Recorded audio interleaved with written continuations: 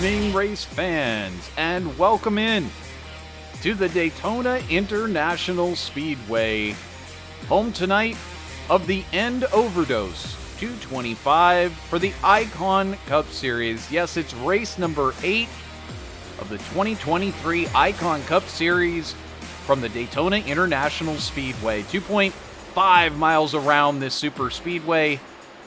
90 laps we'll be doing overall, and once again, you're watching iRacing live here on VirtualRacing.Network. I'm Trevor Greenfield. So great to be with you tonight for this very special occasion as we're going to try to bring some awareness to ending overdosing out there, and we have lots of great information and a special interview with a guest here tonight. Joining me in the booth, it's great to have him back. It's Christian Snyder, and he's back for all of our races this week. And Christian, welcome back. A great time to come back as we get set for Daytona. Tell us all about what we can look forward to tonight at this legendary speedway. Well, typically when you come to this track, it's chaos is the main word. We saw it in real life. It was a chaotic race. We had the big one, then we had the most terrifying crash I've seen in years with Ryan Preece going rolling 10 times. We may see that tonight. This track, it feeds on that. You just never know when the big one's going to happen. It's never if, it's when.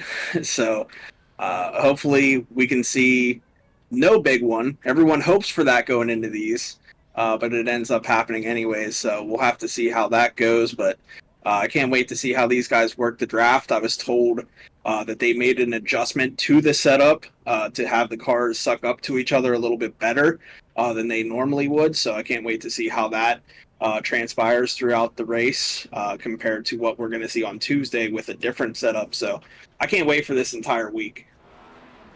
Well, this is going to be exciting, of course, here tonight for the Icon Cup Series. This being the Icon Cup Series Network officially, and so great to have everybody joining us over on YouTube.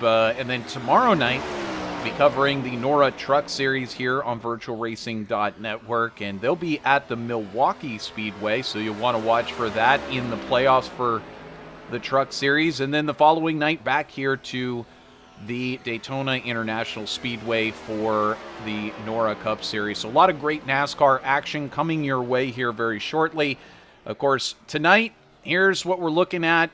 65 degrees in the air, 92 degrees on the track. It's going to be cooling as the night goes on. 2 miles per hour, the breeze. So really not a lot for these drivers to contend with. This is a pretty perfect evening as far as that goes. And of course, the special message tonight is we aim to raise some awareness of ending overdose and overdosing, and you can look at that hashtag. We'll have lots more information, as well as Nathan Finnegan, who is the sponsor of tonight's race.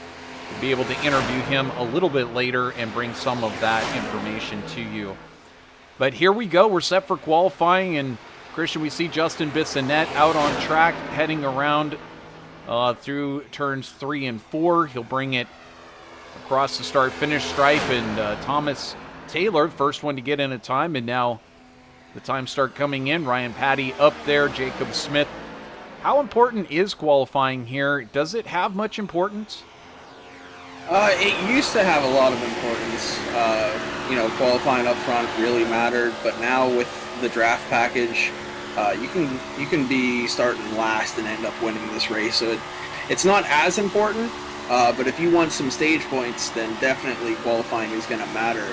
And what you're seeing these drivers do, they're running right up against the wall for their first lap, and now you can see as we're on board here, we're on the bottom of the second lap because that's the quickest way around this track. But whenever you're in a pack, the outside lane may benefit you tonight. So I can't wait to see if the outside works as well as it did in real life. I personally love this track. It's my favorite one on the circuit. So I'm like a kid in a candy store tonight, I tell you. Of course, there is so much drafting to do, but again, if you do get to start at the front, you might be able to avoid that first couple of incidents. We see Vincent Loria, one of the top drivers here in the Icon Cup Series.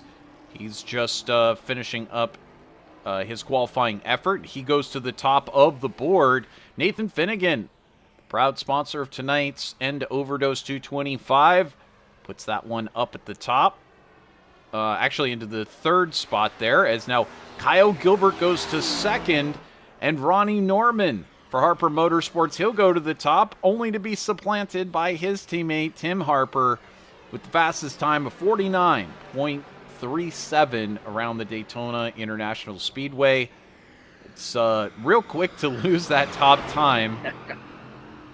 Yeah, me and you talked before we went on the air, and I was telling you that Ronnie Norman, he is one of the best plate racers I've ever raced with and spotted for at one of these tracks. So if you're going to pick favorites tonight, watch out for that 18 car.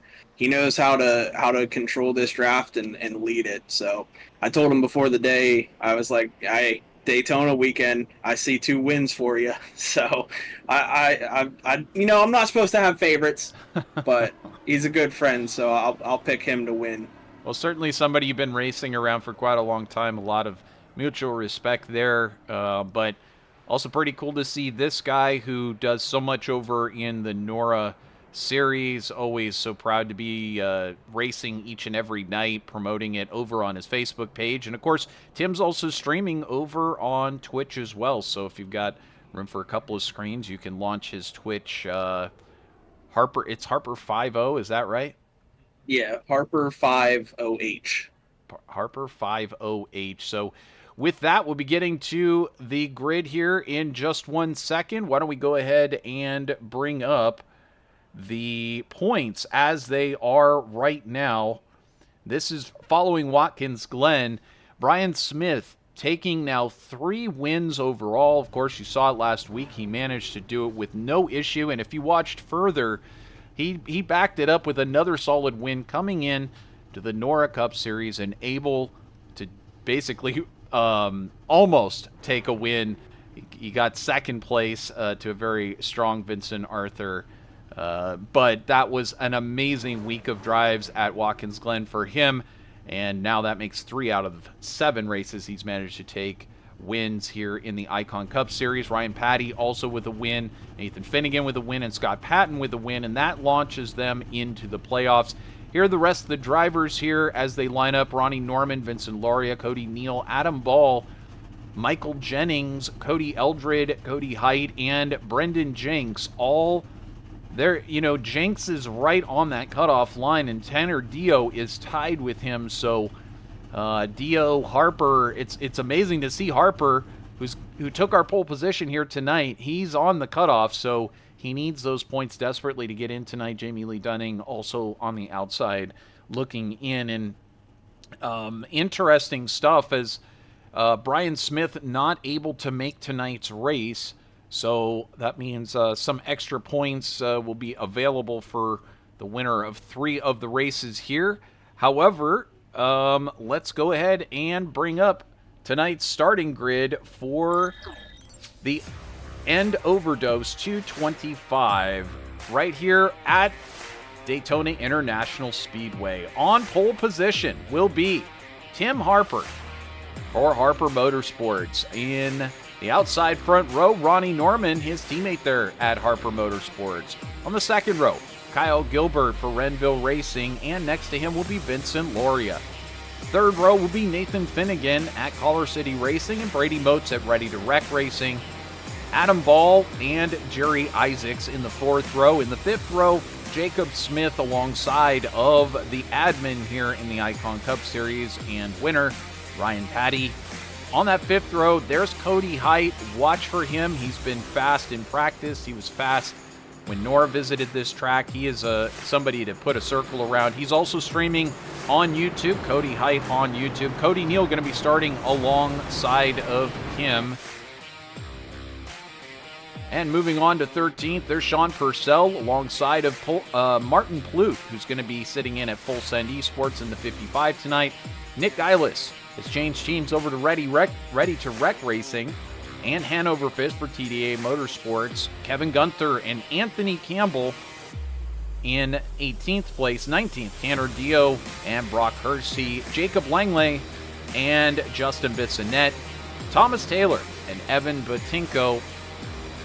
And finishing out the starting order, it's going to be Mike Jennings with Scott Patton, Justin Michael and Cody Eldred, Charles Gettings, and Stephen Tuck. So buckle your seatbelts down tight. We are about to kick this one off here in Daytona. And I am so looking forward to this. It's always so much fun here, Christian. What's the goal here in the early stages for these drivers? Is it just to survive, or is there actual strategy? You took the words right out of my mouth. Survive. That's what it's going to be all about until we get this stage break at lap 30. So they are green here, and Tim Harper and Ronnie Norman on the front row, Anthony Campbell behind them, or I believe that's Gilbert in the 227 behind Harper, giving him a good shove here early going into turn 1. We head into turn 1. There's Ronnie Norman on the outside with Harper on the inside, 2 by 2. They haven't changed at all since they lined up on the grid. Still side by side as we head down the backstretch. Oh, we see some drivers now jumping down to the inside. I believe that's Finnegan, who's moved down to the inside, and he's starting to drift backwards. Yeah, and this is by choice. You know, drivers come into this race with two agendas. It's either go hard from the start or drop back to the back and just stay clean.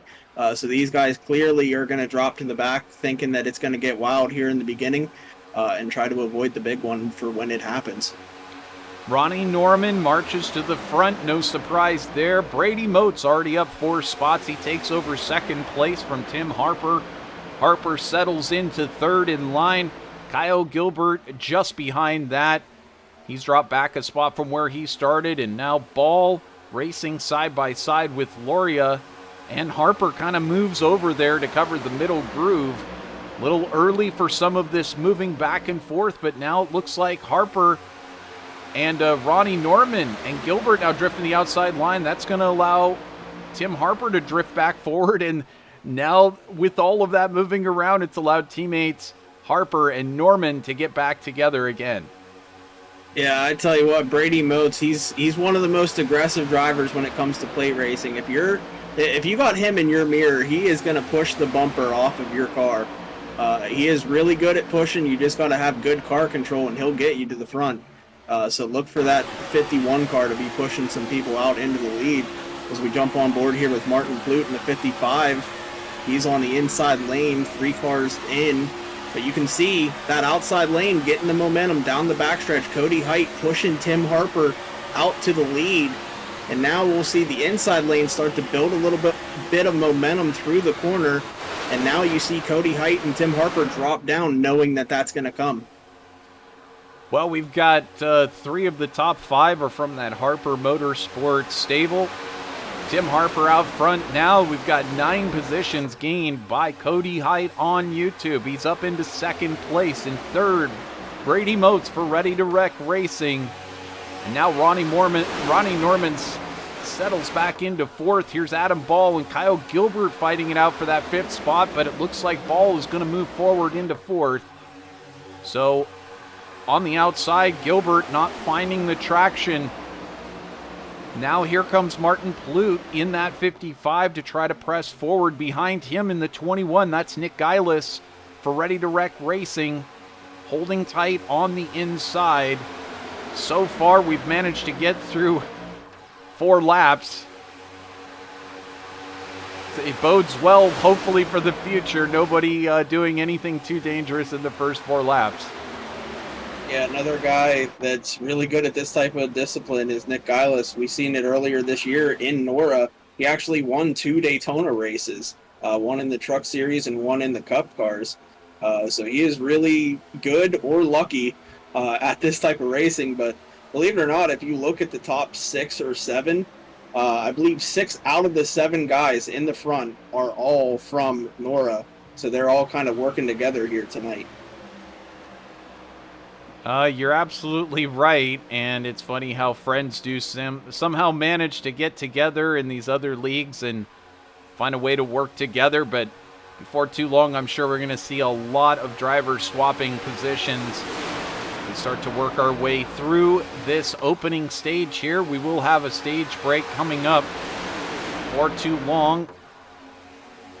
And these drivers going to be well aware of that. We'll be watching on tonight, see when that stage break will happen. Oh, look at this. Cody Height going to jump around his teammate, Tim Harper.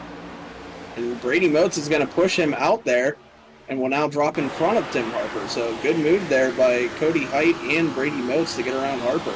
That could be a situation where Harper needs to save a little bit of fuel. He was out front for a while. Now we need someone else out front.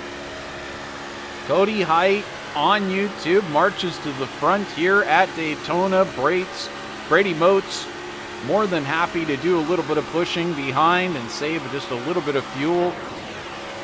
Tim Harper and Ronnie Norman, also of that Harper Motorsports, now holding down the rest of the positions in the top 5. Looks like we've got some real movement here. Oh, we've got one around. And I believe that's Gunther. This is going to be big. Oh, man. There's the 73 of Anthony Campbell is involved. Oh!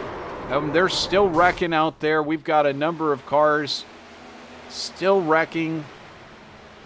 We've got the 87 of Justin Michael still sliding sideways. There's the 16 of Mike Jennings stopped on the track. Christian. And these were a lot of the cars that said, we're going to go to the back and stay clean early, but that wreck takes out a lot of the guys who had that strategy in the back of the field. It looks like maybe just a bump went bad and a round of car went there. Well, we'll try and back this one up here. I don't know if this is right before, but I show an off track here coming from Jerry Isaacs. So we'll watch. I believe he is the car that gets turned around. We'll have to see if maybe Ryan Patty. Yep. Ryan Patty gave him a little bump, got him a little loose, and then trying to let him back in. Patty wasn't clear. Turns him down in front of the field. Jerry Isaacs going to save it. Not going to hit the wall, but the rest of the wreck is happening on the track. You can see it's still happening there. So Cody Neal involved. Number of drivers getting involved in that. We'll follow it through from several of these drivers' point of view. Here's Ryan Patty. You can see he turns around Isaacs as he comes back on the track, and then as we take a look a little bit further back, this was from Tanner Dio's point of view.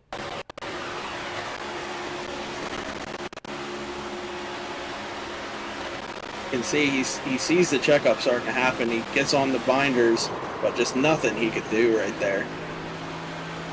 He's going to get a little bit of damage to the front bumper. It looked like Kevin Gunther there had a little bit, or Gunther had a little bit of help from the inside, and that's kind of what set this thing off here.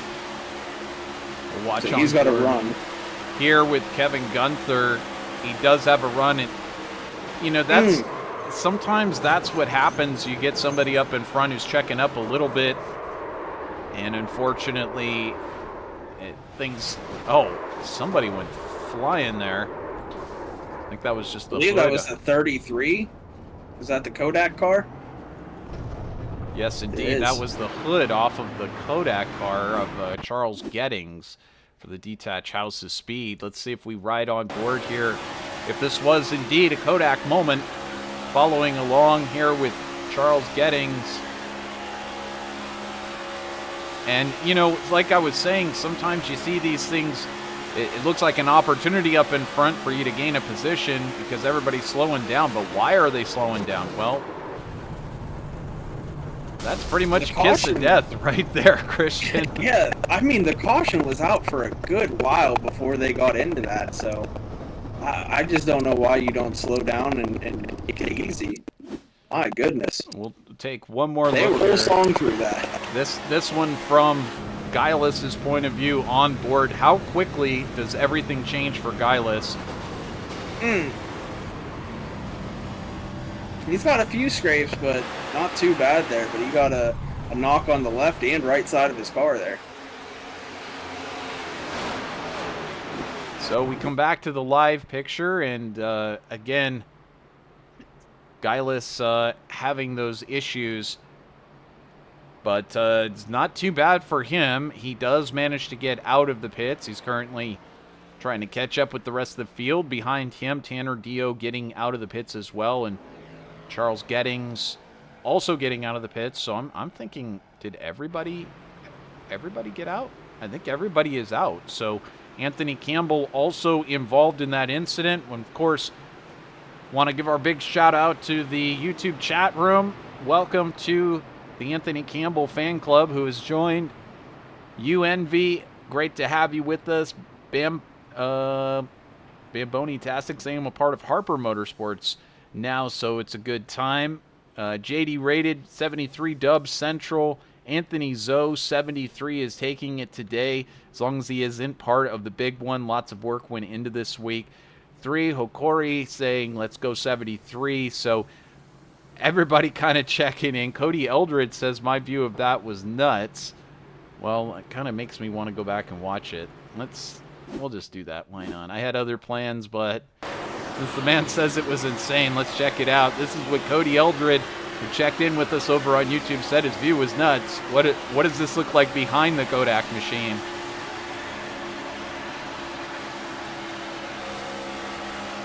You can see things happening. He kind of backs out there because the yellow did come out. Wow. Oh, it's not over. He's still got to check up here. Now Justin Michael's going to come back up in front of him. Wow. Oh, man. Wow. Yeah, he wasn't kidding. That was something else from Cody Eldred's point of view. That's some Chase Elliott luck right there. Exactly. What a great opportunity to look in on that. We appreciate Cody checking in with us.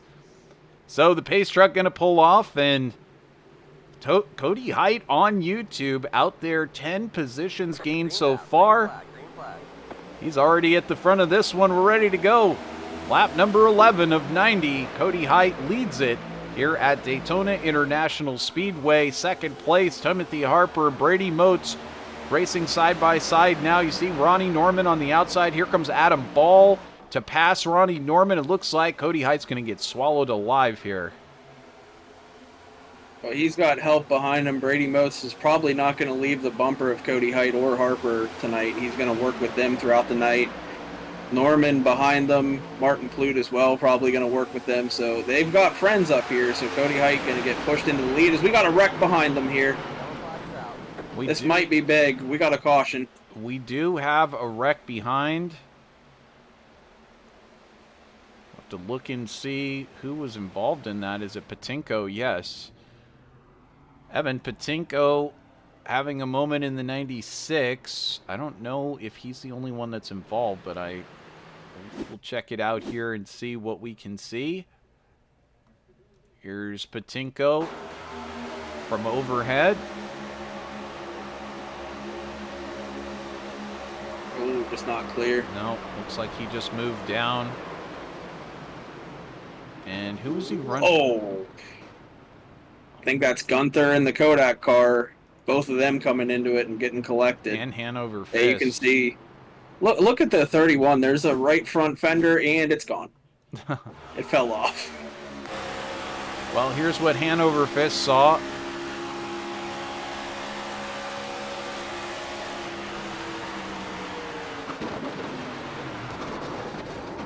Nowhere to go. And you can see that flopping fender there on the 31. I love the realism with the iRacing damage model. I know the drivers don't like seeing it, but it's awesome for our standpoint with how far iRacing has come. It's, you know, beginning of the season we wouldn't have had that loose part on that car, and now how many seasons or how many weeks are we into our coverage? Like 26 weeks that I've been here, so now we have that, and it's amazing. Yeah, I mean, they just keep adding new stuff all the time. But, of course, here tonight we're here to talk about something quite special, and it is ending overdose. And it is an epidemic sweeping the country. And just to give you an idea of some of that, if we can get some of these graphics off the screen, make a little bit of way here. Nathan Finnegan bringing this up to us, and here Daytona International Speedway hashtag #EndOverdose225. There is more info that you can see at those links provided at the bottom of the screen. Lots of information about fentanyl and the stigma behind treatment for these things. But you can just see with that graphic right there how since the year 2000 it has just skyrocketed overdose deaths for any opioid. And of course, males leading that category. This is a national helpline that you can call whether you need it or you need to know how to get your friend, loved one some help. The national helpline, 1-800-662-4357, 24/7, 365, treatment, referral, and information service. And again, we'll have more information, and you can get some more information from Nathan Finnegan, who actually has been working in this field for a number of years and just sees this epidemic on the rise, and of course wants to bring that awareness and hopefully help out those of us who maybe either need help ourselves or certainly know somebody who is in trouble and needs some help. So we'll get a chance to chat with him a little bit later on. But so far, Christian, it's been a very interesting race, and I think I jinxed it earlier when I said we've made it through 4 laps, I think, and nobody was doing anything silly. And then this... I wasn't going to bring it up. As soon as you said it, I knew there was going to be a wreck within the next 2 laps, and sure enough, there was. But it's a product of this track. It's going to happen. It's, we're going to see it again tonight. This is not the last time. Bumping at this track, you got to be perfect when you hit that car in front of you to give them a good push. If you're to the left a little too much or to the right a little bit too much, it's going to send them into the wall or send them around in front of the entire field. So that's a factor that we're going to see tonight, and also blocking. We're probably going to see that quite a bit too, blocking the lines and momentum coming, and that could possibly cause another accident as well tonight. Well, and of course, this is all, if we're being completely honest, this is all positioning and surviving until the last few laps. Right. And there is a lot of strategy that goes into it early on. Of course, there's stage points that are available, so you want to get as many of those early on as possible. But ultimately, you're just trying to survive until you can get to the final 5 laps, and then you can push on the outside, the inside. Hopefully, you're formed up with your teammates, etc., to move forward. But we take a look at some of the movers and shakers so far. We've got Cody Height up 10 spots so far. There's Brady Boat's going to be restarting alongside in the 51, up 4 spots. How about Martin Plute back here for Full Send Esports, up 8 spots already. And of course, he was up even more than that earlier. Jacob Langley back here, 12 spots gained. Thomas Taylor has gained 13 spots himself. And Brock Hersey for Electric City Racing currently up 8 spots at the moment. Justin Bissonette up 7. And Justin Michael up 8 spots as well. So we'll see whether or not some of these drivers can make it all the way to the front. But Cody Height is the one at the front who's going to lead us back to the green flag once again. And he's led quite a few laps already of this one. We're underway once again here at Daytona International Speedway. Yeah, he took the lead from his teammate Tim Harper and hasn't looked back. But if you look back now, Tim's returning the favor and pushing him out front, and he's got Brady Most behind him with Ronnie Norman behind him. So three of the Harper Motorsports guys in that front 4, with Brady being the odd man out, but he's definitely aligned with them. As we see Ryan Patty trying to make the outside lane work. Looks like he's got help there behind him. I believe that's Ball behind him. Absolutely. Patty now flying on that outside line. I think he sees that he's going to have to do something to upset this Harper Motorsports juggernaut that is formed at the front. Harper now splitting as Tim Harper drifts to the high line to try to stop that run from Ryan Patty getting any further. Yeah, he saw that momentum coming, and he had to get up in front of it, but now Ryan Patty going to push him out in front of Cody Height, and he's going to drop back down in front of his teammate and try to get that inside lane to work. But Ryan Patty, he's trying to take the lead here from Tim Harper, but now Cody Height going to put Tim Harper 3 wide in the middle. He's going to back off, though, and let him come back down, but that's going to give the outside lane all the momentum now. And Ryan Patty, your new leader here at Daytona. Fantastic power move to the front, breaking up that teamwork by Harper Motorsports. And now we got Adam Ball making a move down to the low side. If he's got any support at all, he might be able to pull this off. And somebody does jump down there. I believe it's Kyle Gilbert. That was Jacob Smith. He wasn't clear. They're 3 wide. Tim Harper jumped up to the middle to follow Jacob, and now it looks like Gilbert's going to drop down, and now Harper drops down. Man, these guys are moving all over the place. We've got 3 lanes of racing, and Cody Height now moves back down to the low line. Pick your line, 3 wide here at Daytona for the Icon Cup Series. See, if I'm up in this top 10 right now, I'm pulling off the track and I'm saying, go ahead, bye. I'm out of here. It looks like something's going to happen here real soon. The way these guys are getting racy. They got about 13 laps until the stage, so it's a little too early to be this aggressive, but they're making it work so far. Vincent Loria now up into second place for that 313 Motorsports. We've got one sideways. Cody Neal around as well.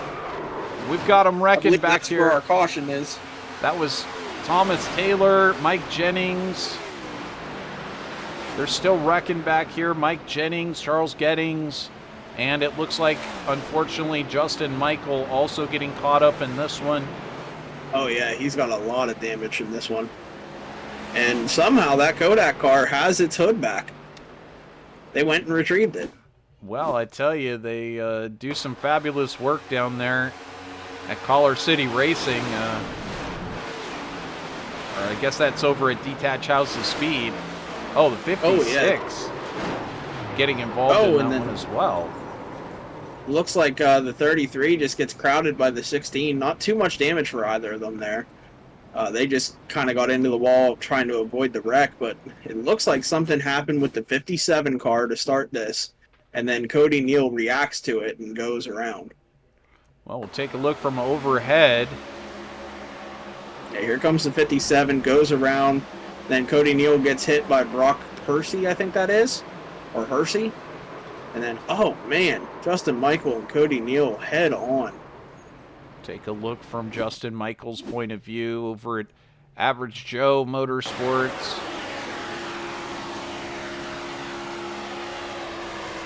He sees the wreck happening in front of him, thinks they saved it. And then right here, just you can't tell that that's going to come down in front of you. I mean, that's a last second, just, okay, I got to hold my breath because this is going to hurt. But unfortunately, or well, luckily, I should say, we don't have that feeling. It's like a missile coming out of nowhere. It was, man. He thought, oh man, I got clean skies here. I'm just going to drive, and then out of nowhere, you could say an RKO out of nowhere there by Randy Orton. Absolutely. Sorry, WWE fan over here. I got to throw that in. That was a solid takedown.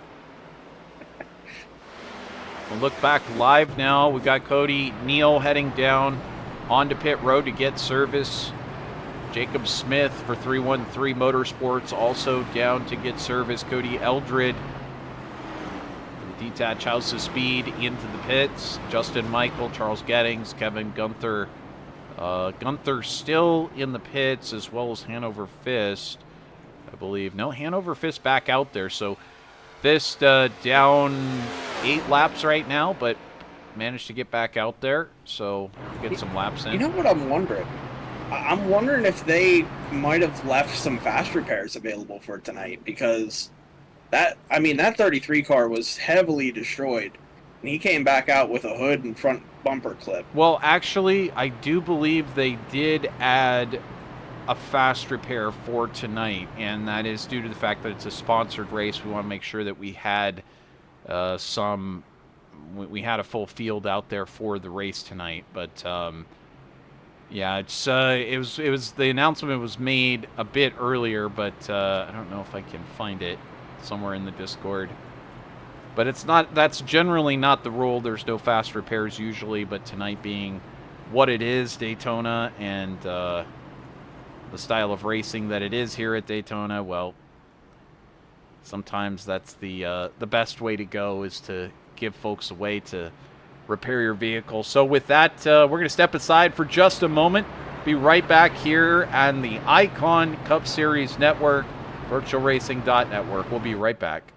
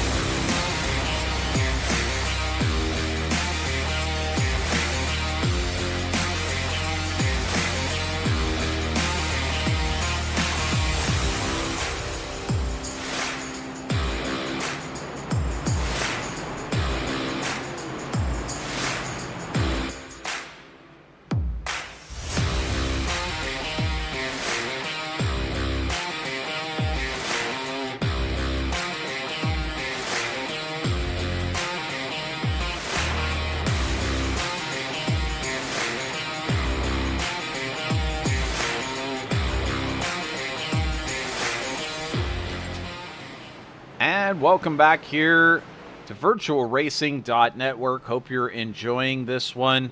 So great to have you with us here live as we get set to restart on lap number 21. This is going to be Ryan Patty for the Detach House of Speed leading us back to the green flag, and that's just how quickly things change. Top 5 right now doesn't even have a Harper Motorsports car in it. But you've got Ryan Patty, Vincent Loria, Sean Purcell, Justin Bissonnette, and Kyle Gilbert, your top 5 at the moment. Just outside of that, though, those Harper Motorsports teammates lined up 1, 2, 3, 6th, 7th, and 8th, and we'll see whether or not they can come back forward. Patty back on the gas, and we're going again here at Daytona. A little bit more spread out this time, kind of an unorganized start. So you're going to see Ryan Patty drop to the bottom to block the inside. Now Vincent Loria going to get on his bumper and push him here. No one up on that outside lane right now. Only 2 cars trying to make it work as you see Harper with a big moment. Absolutely huge moment there, but you see Bissonnette getting a great run as well as Purcell now getting a great run up the outside in that 04 machine. Used to seeing him in that light blue coloring, but this week he's carrying TikTok sponsorship. So in the all-white machine there, and he got a great run, but not enough help, as now Gilbert trying to form up just behind. Harper down low in that number 12, looking to come forward and help push, but so far it's Ryan Patty who's going to lead us back around for another lap, and Vincent Loria in second. Justin Bissonnette showing off his favorite car manufacturer on his hood as well. Now he drifts outside. It's actually a throwback to a Dale Earnhardt scheme that he ran in IMSA. It was the Corvette that him and his son ran in 2000 or maybe 2001. They ran it down here at Daytona, so cool to see that car out on track. Absolutely. Always cool to see those retro schemes, and of course anybody who can throw back to Dale Earnhardt, one of the masters of the draft, said he could see the air moving, and it used to be one of the kings of drafting back in the day before many people understood it. There is Bissonnette that's Purcell having a big issue on the outside. He's now drifted well back, but not before tapping the wall. Purcell having all kinds of issues, now back into 14th place. And they're trading positions hot and heavy up at the front. That's Tim Harper now up to the front. Cody Hyde in second. And Anthony Campbell has arrived at the front. 73 is on fire now into third place, and I think that is going to give the YouTube chat room something to root for. Yeah, I do believe he did join Harper Motorsports. I was unaware of that change. I've been gone for a week and out of the loop, but now you got 3 Harper Motorsports guys, 1, 2, 3 on that bottom lane. Ronnie Norman trying to get up there and join them. You see him forming a third lane on the top here, trying to make it work. Well, we'll have to get that team roster updated in the Discord and make it official, but Campbell, whether it's with another team or not, he's doing what he needs to do. He's now up into that top position, racing side by side with a guy who's already got a win here in the Icon Cup Series, Ryan Patty, and of course the admin. So anytime you can go side by side with somebody who's already taken home one of the big trophies at the end of one of these things, you know you're doing something right. Bissonette holding on back there in 6th, racing side by side with Brady Moats.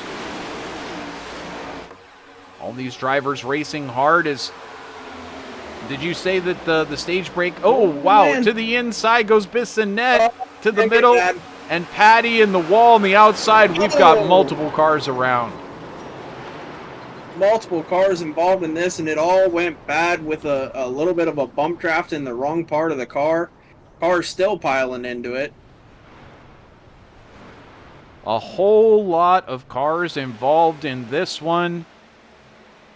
My goodness. It all started with, I believe, Ryan Patty getting a bump in the wrong part of the car and getting sideways. We'll have to see exactly what started this thing. It's one of the things that we cover the best here on VRN. That's absolutely true. Fortunately, we have this wonderful replay capability. Unfortunately, we seem to spend a lot of time in the replay. Now, let's go back here, and we'll start with Ryan Patty. And, Christian, what can we see here happening with Patty? Well, right before this, Cody Height actually jumped up in front of Ryan Patty to block the momentum. You'll see it right here coming out of turn 2. He's going to jump up high. So right here, coming out of the corner, Cody can see in the mirror that Ryan's going to have a good run. So he's going to jump high, and Harper's going to follow him. Patty's not going to lift. He's going to shove Cody into Harper. It's going to cause a chain reaction.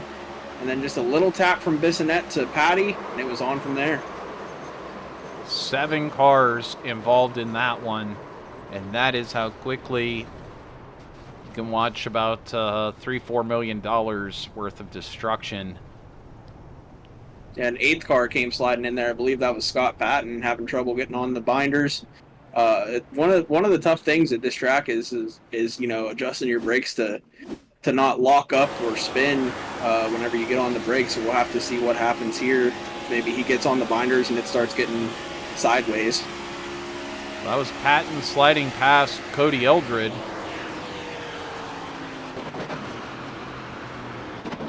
Tries to get it slowed down, but not before makes contact with another car. Unfortunately, Scott Patton picking up some damage there. I don't know if Patinko got into it, but certainly Michael caught up in that one as well. Cody Eldred in the middle of that one. Charles Gettings, Thomas Taylor.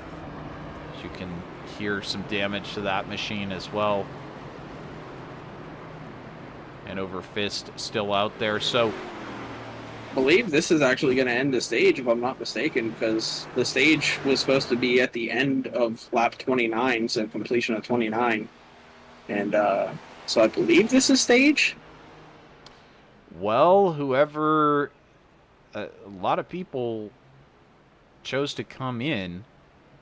Yeah, so I'm guessing they got told that was the end of the stage. You got your points. Go ahead and pit. Well, there you go. So, Mike Jennings is going to jump to the top of the order, and with that, we're going to get a chance to, couldn't quite tell if, are we going to do another lap here under the pace truck? I think so. So, why don't we go ahead and have a chat now with the man who brings you tonight's race. and he is, of course, the official sponsor of the End Overdose 225. See if we can get him connected up to us here in the booth. And Nathan Finnegan, can you hear us here in the booth? Yep, I got a copy, guys. Hey, my friend, thanks so much for sponsoring tonight's race, the End Overdose 225. Got just under a lap here to go before we're under green. What did you? What made you want to sponsor tonight's race? And certainly, it's a very serious subject that we're trying to bring awareness to here tonight. Yeah, no, I appreciate it, guys. And honestly, working in substance use counseling now for over 6 years, you start to, you really learn the true impacts of what opioid addiction can do to individuals. And honestly, offering methadone and Suboxone treatment with folks has changed so many lives that I'm humbled enough to be able to have had an impact with, and very grateful every day to continue to work with those folks. And there's still over 80,000, rough estimate, 80,000 overdoses due to opioids every single year in this country, and that number continues to climb with the increase in fentanyl. So just getting more awareness out there, destigmatizing treatment, and people just being able to get access to care is some of the biggest things. So, well, we do appreciate you bringing that awareness. We've got the hotline up here. Anything to talk about, though, for tonight's race, and anything to look forward to for the end? You just out there to survive? Yeah, doing a lot to survive right now. This number 6 Kodak Camaro's trying to just stay in one piece. We've been able to do that so far. Had some technical difficulties a little bit earlier on, but hoping to get a little bit more racy here as the second half of the race unfolds. So, well, good luck to you. We appreciate the message that you're bringing, and I'm sure we'll see you up there racing for the front before too long. And certainly anybody who wants to, head on over to the hashtag End Overdose, and you will get lots more info, and we'll be talking about it throughout the race. Good luck to you, Nathan. Thank you, guys. Appreciate it. So that is Nathan Finnegan, and very appreciated that he brings that awareness to all of us. And it is something that you read about, you hear about it, but it's not until you see graphs like that, how seriously this is really creeping up there, that it's something that we do need to be aware of. And speaking of being aware, hey, we're back under green here. Mike Jennings for Collar City Racing. He's up there in the lead with Jacob Smith from 313 Motorsports and Tim Harper running in third spot. Yeah, these guys got to be careful. They're pulling a little bit too far ahead. That's going to allow Tim Harper to get a good run down the backstretch here. Bissonette, I believe, on the outside, trying to side draft Tim Harper and break up that momentum. But look at the run by Vincent Loria into the back of Bissonette. Look at the momentum that just gave him going into the corner. That number 06 got a big shot. Well, unfortunately, kind of dead-ended there as the 06 took that big shove, but not able to go anywhere. Now he's starting to surge ahead again. Tim Harper racing on the inside, trying to get through, and now Smith moves up to try to block on Bissonette, and they're going to try to take this one around the outside of Jacob Smith. Oh, he's not clear. He's going to get put 3 wide here, and now Justin Bissonette going to take the lead. Harper going to jump the whole way to the top. Bissonette jumping to the lead with Loria just behind, and now Smith and Harper just behind. There's Mike Jennings on the low side. Jennings up 20 spots. Bissonette up 21 positions thus far. Look who's back up into the top 10. Nick Geilis. He was involved in that earlier wreck, used his fast repair, and he is back up here in top 6.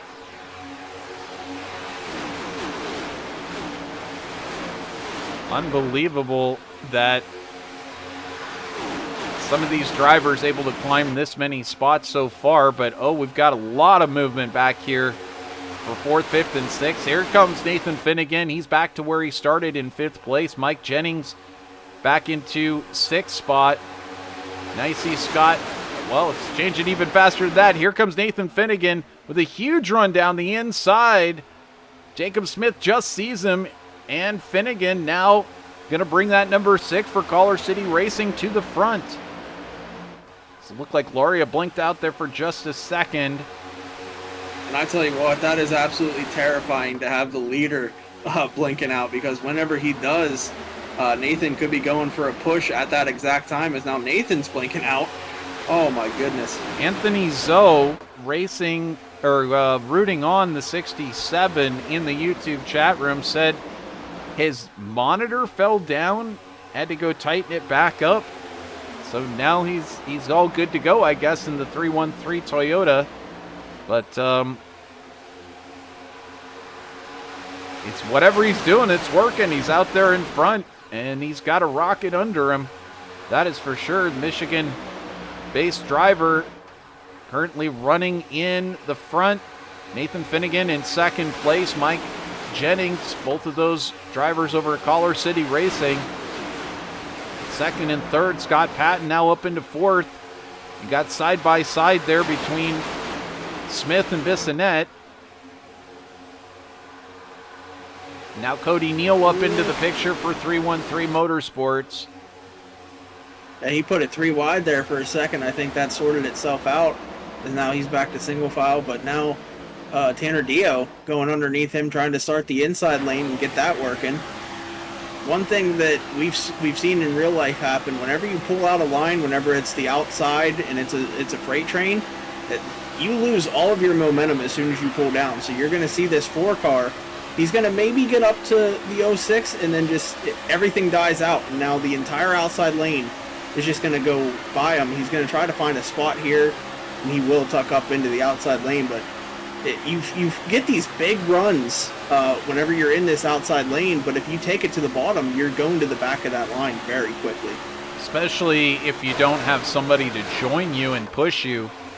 It takes a certain recipe to get it up there to the front, and that's where teammates and friends can really come to your aid, as we're now 35 laps into this one. The End Overdose 225, sponsored by Nathan Finnegan, and Vincent Loria is your leader across the stripe. He's got Nathan Finnegan just behind him. Mike Jennings in third, Scott Patton in fourth. Cody Neal, after an earlier incident, now was into the top 5, now in 6th. Looking a little bit further back, Jacob Langley, Stephen Tuck back here racing in 9th and 10th position. Tim Harper all the way back, now in 11th place. Brady Moats back here as well. Nick Geilis. A lot of these drivers, Ronnie Norman, Martin Plute, kind of the Nora contingent, have sort of decided we're going to go back here, and we're 3 wide here in the middle of the pack. Yeah, and I think these guys saw that happening, and they just decided to go to the bottom lane and just run very nice and easily, not really push each other too hard. I think they saw that, there was a couple big ones, and they don't want to be a part of it once they lost the front of the pack. Because now we see Nick Geilis getting passed by Anthony Campbell. Anthony Campbell starting to come back through the field now into 15th spot. And seeing some more movement up here in the front. Cody Neal starts to move back forward again. Tanner Dio right there as well. I mean, these guys are trying to get that inside lane to work, but they just do not have enough cars right now. Every time someone pulls down there to try to get a run, they only get maybe 1 car up, and then they start dropping back. But now you can see Tim Harper. He's going to be the next car on that inside lane. He might get up there and help, or he could just continue to save fuel here, because they know that they can make it on 1 stop if they pit around lap 60. Well, you see these drivers moving from the top to the bottom and vice versa, just trying to cover each other's moves. Vincent Loria doing what he needs to do to hold down the front of this one. Scott Patton now up into 2nd position in that number 46 Chevy. Been a little while since we've seen Scott at the front, but there he is for Bandit Motorsports up in the front at the moment. In the 2nd place, Tanner Dio now up into 3rd. Yeah, the run kind of broke apart on the outside, a little bit of the draft, so everyone moved to the bottom now. And we are single file throughout the entire field, except for maybe 1 or 2 cars just staying up on the outside. I think that's actually 3 or 4 now trying to make the outside work. And I think that starts with Nathan Finnegan, as now Cody Neal will look to jump up in front of him. Chooses different, and now everybody's going to jump up to the top, it looks like. Well, we watch on to see everybody jump into the top except for Jacob Langley, I believe, who's now jumped down to the bottom. He's trying to get that machine to run forward, but once again, nowhere to go. Now they're racing side by side, Dio and Patton for second place. Here comes Tuck up into this picture as well. So some of these drivers definitely getting to move forward and see what it's like at the front. You got Dio up 17, Tuck up 27, Patton up 22, Bissonette up 17. So a lot of these drivers moving forward in a hurry. Langley up 15 positions as Loria now falls back into the pack into 7th place. Yeah, he decided that leading wasn't for him. He's going to need to save fuel more than likely, so he's going to drop back and get into that draft. I'm not sure exactly what the fuel mileage is. I'm guessing it's around 30 laps. So these guys are trying to make it until lap 60 so they can come in around that time and make it to the end of the race as long as there's no cautions. Well, certainly do appreciate everybody who joins us live here on VirtualRacing.Network. If you're not already subscribed, it's a great time to do so. You won't want to miss any of the future upcoming Icon Cup Series races as we get closer and closer to playoff action. And, of course, the Nora Truck Series coming up Monday night, already in the playoffs. Exciting stuff, and Nora Cup Series as well here on VirtualRacing.Network, just about to hit playoffs. This is their last race of the regular season at Daytona coming up on Tuesday night. I want to make sure you're a part of that. And if you don't mind liking this video as well, we'll make sure we get it out there on YouTube to lots more race fans so they get to enjoy it. At the front of this one, Tanner Dio, now in the lead. One of the few independents in the field.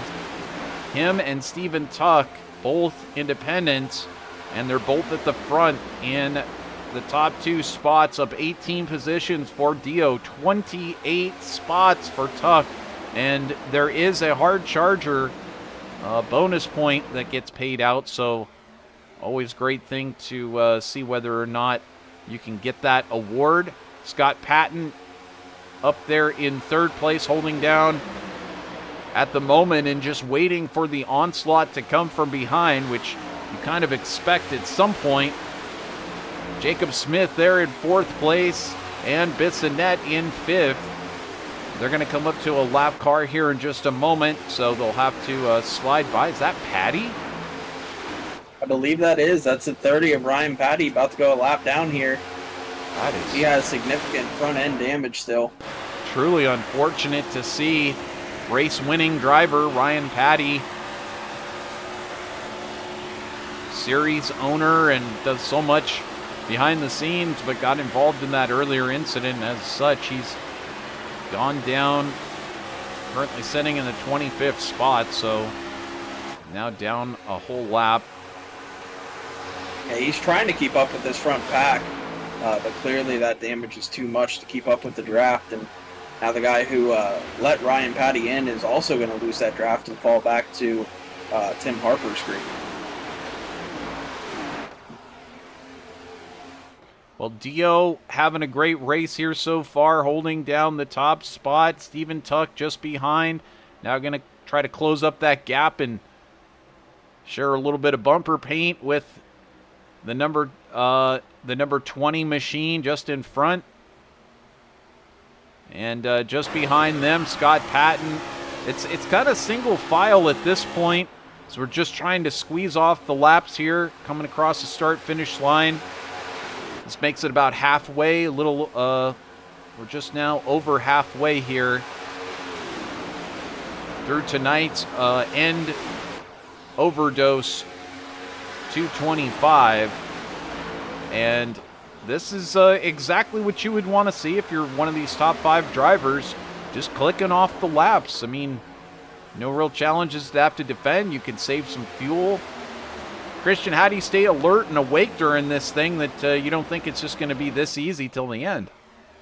Well, the adrenaline right now for this track, I mean, that alone is going to keep you alert. because you got to be on your toes every single second because you just never know when something's going to happen. All it takes is one of these guys just not checking up for a bump, and then someone's going around. So, we saw it in real life. Everyone was kind of calmed down and wasn't really expecting anything. And then all of a sudden, Ryan Preece barrel rolled 10 times out of nowhere. It was a really calm race at that point. And then we just see an absolutely insane flip. So by no means is anyone letting their guard down right now. You could say it's calm, but if you look at Brady Motes, I mean, he is giving the business to Tim Harper right now, pushing the bumper off of that car. Well, these two teaming up here, but this is back 10th and 11th place, and, they're now 2 seconds back from Nathan Finnegan.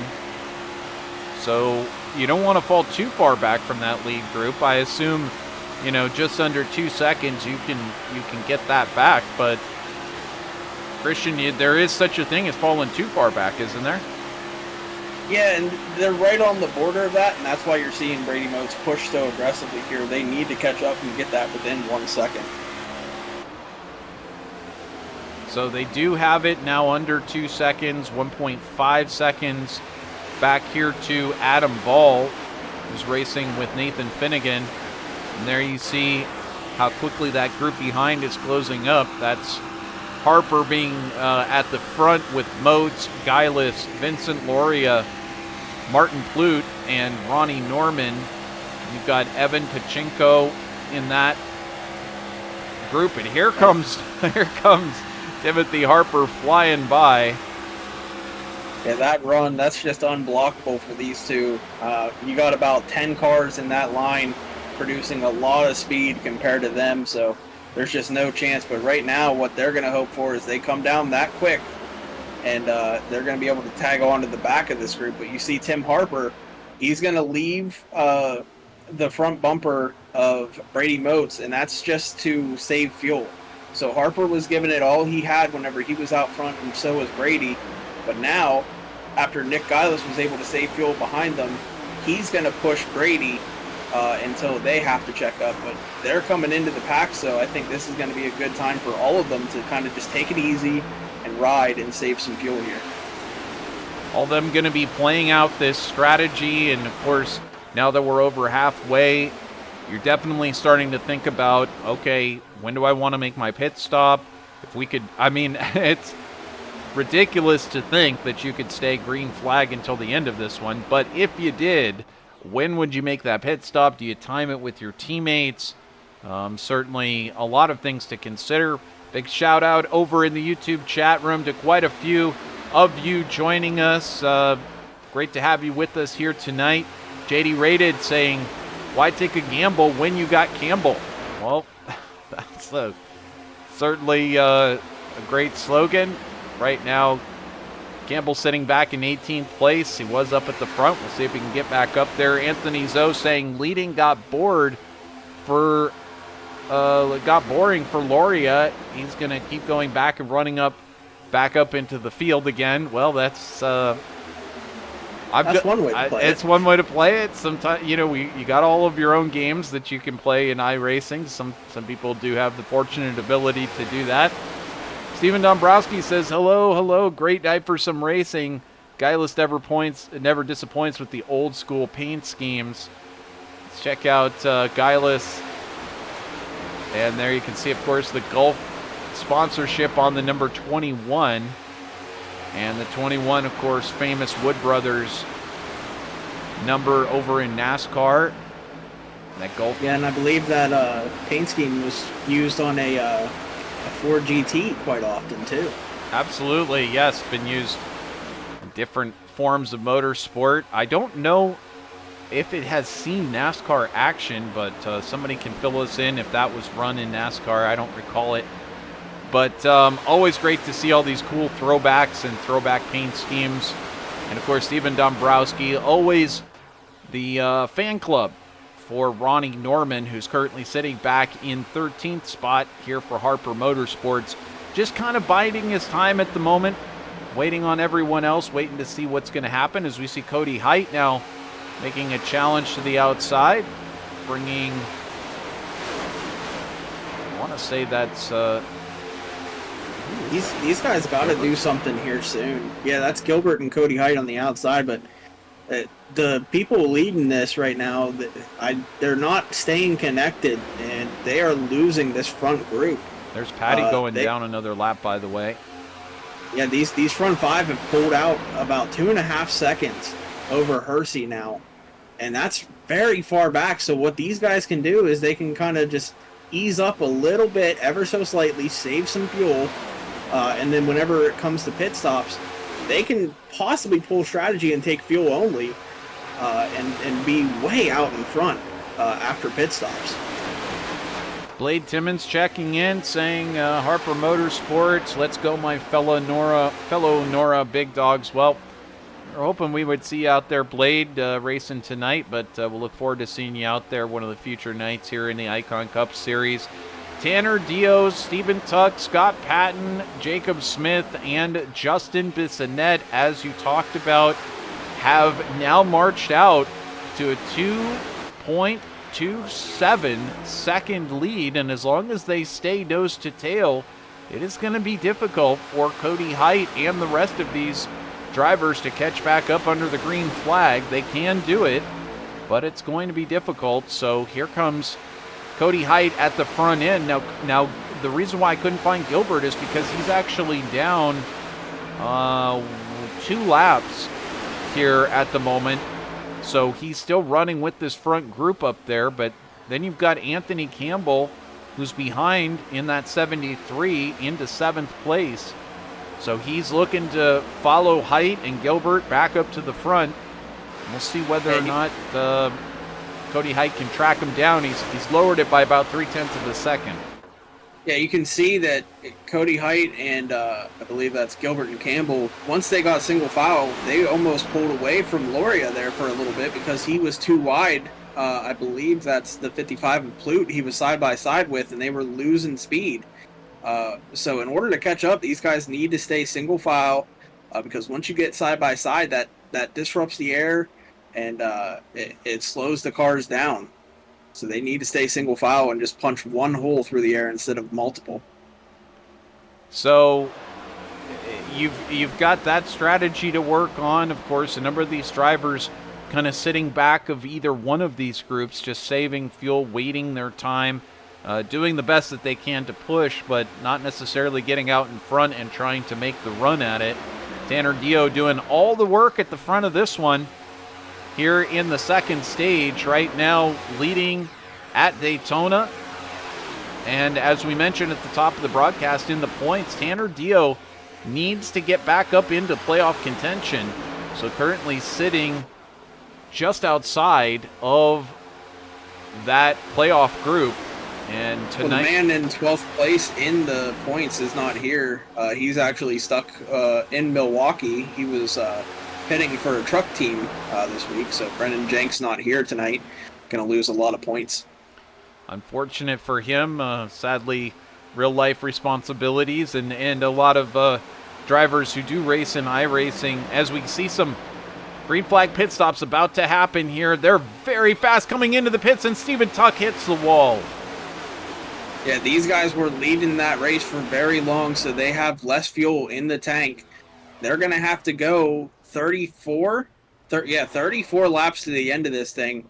And right now, they're on about, I think, 28 laps on this run pulling into the pits. So Thomas Taylor also into the pits, and we'll see where they come out. Put the track map up there so you can follow along where your favorite driver is at. A little difficult when they're all grouped together, but when they're spread out a little bit, you can just find their initial there. At the front right now, Scott Patton, he's not making a move to come down to the pits. In fact, nobody so far coming down into the pits. Yeah, and Cody Height's group was actually able to catch these guys, so they are all grouped together again now. But it's going to be really hard for Dio to be in any contention if this thing stays green, because those two they pit by themselves, and You know, there's about 20 cars in this line, so 20 cars punching a hole through the air is a lot faster than just 2. Well, we watch on to see when they will make those pit stops at the front of this race. Scott Patton at the lead, Jacob Smith in second, Bissonette in third, Cody Height now into 4th place, and he's dragged Anthony Campbell along with him. Campbell up 13 spots into 5th spot. We've got a couple of drivers coming back out onto the track. They were very close.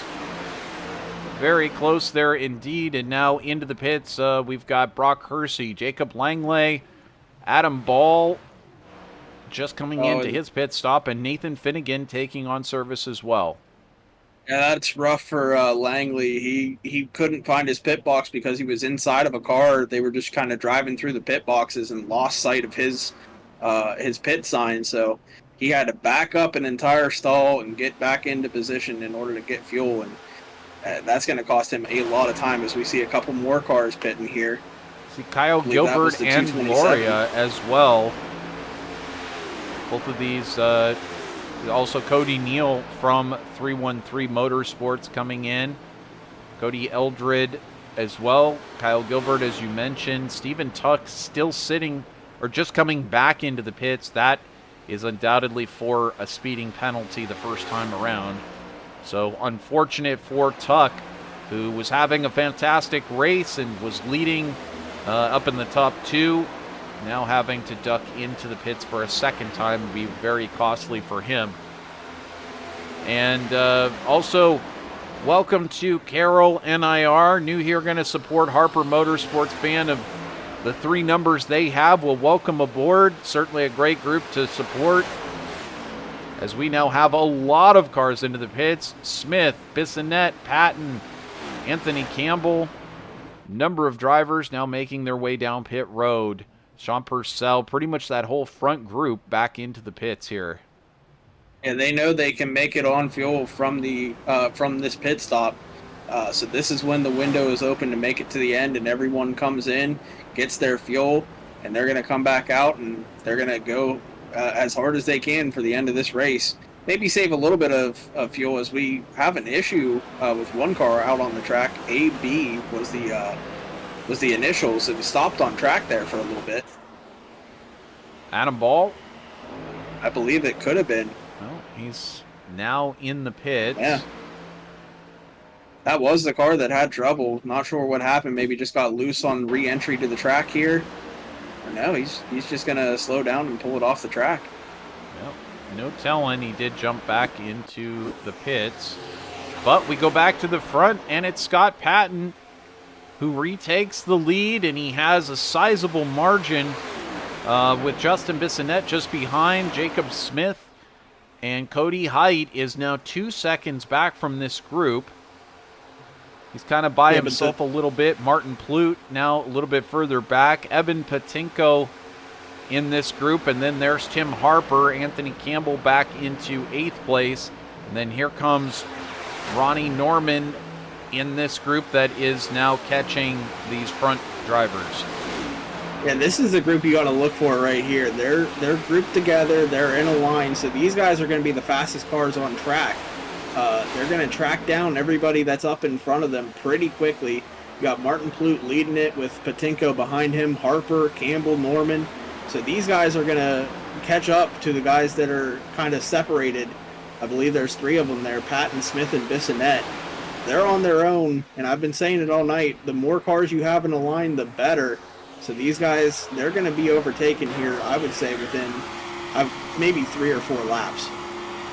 We got it all to play for here with just 27 more laps remaining. Sorry, 37 more. 37? How many more laps do we have? 27. 27 more laps to go. Math is hard. It's okay. Oh, I thought we had 100 laps for a second, but we do have 90 tonight. 27 laps more to go here. And Scott Patton doing a fabulous job out in front right now, taking over the lead of this race. And they've got a 5-second lead over Cody Height and his team out here just behind Martin Plute Timothy Harper, Ronnie Norman, and Brady Motes. I'm laughing because all those guys in a line, 6 cars, they're all the guys from NORA working together. So you can see how friendships cross over between leagues. You know, we'll see, I'm sure on Tuesday, some of the Icon guys working together to gang up on the NORA guys.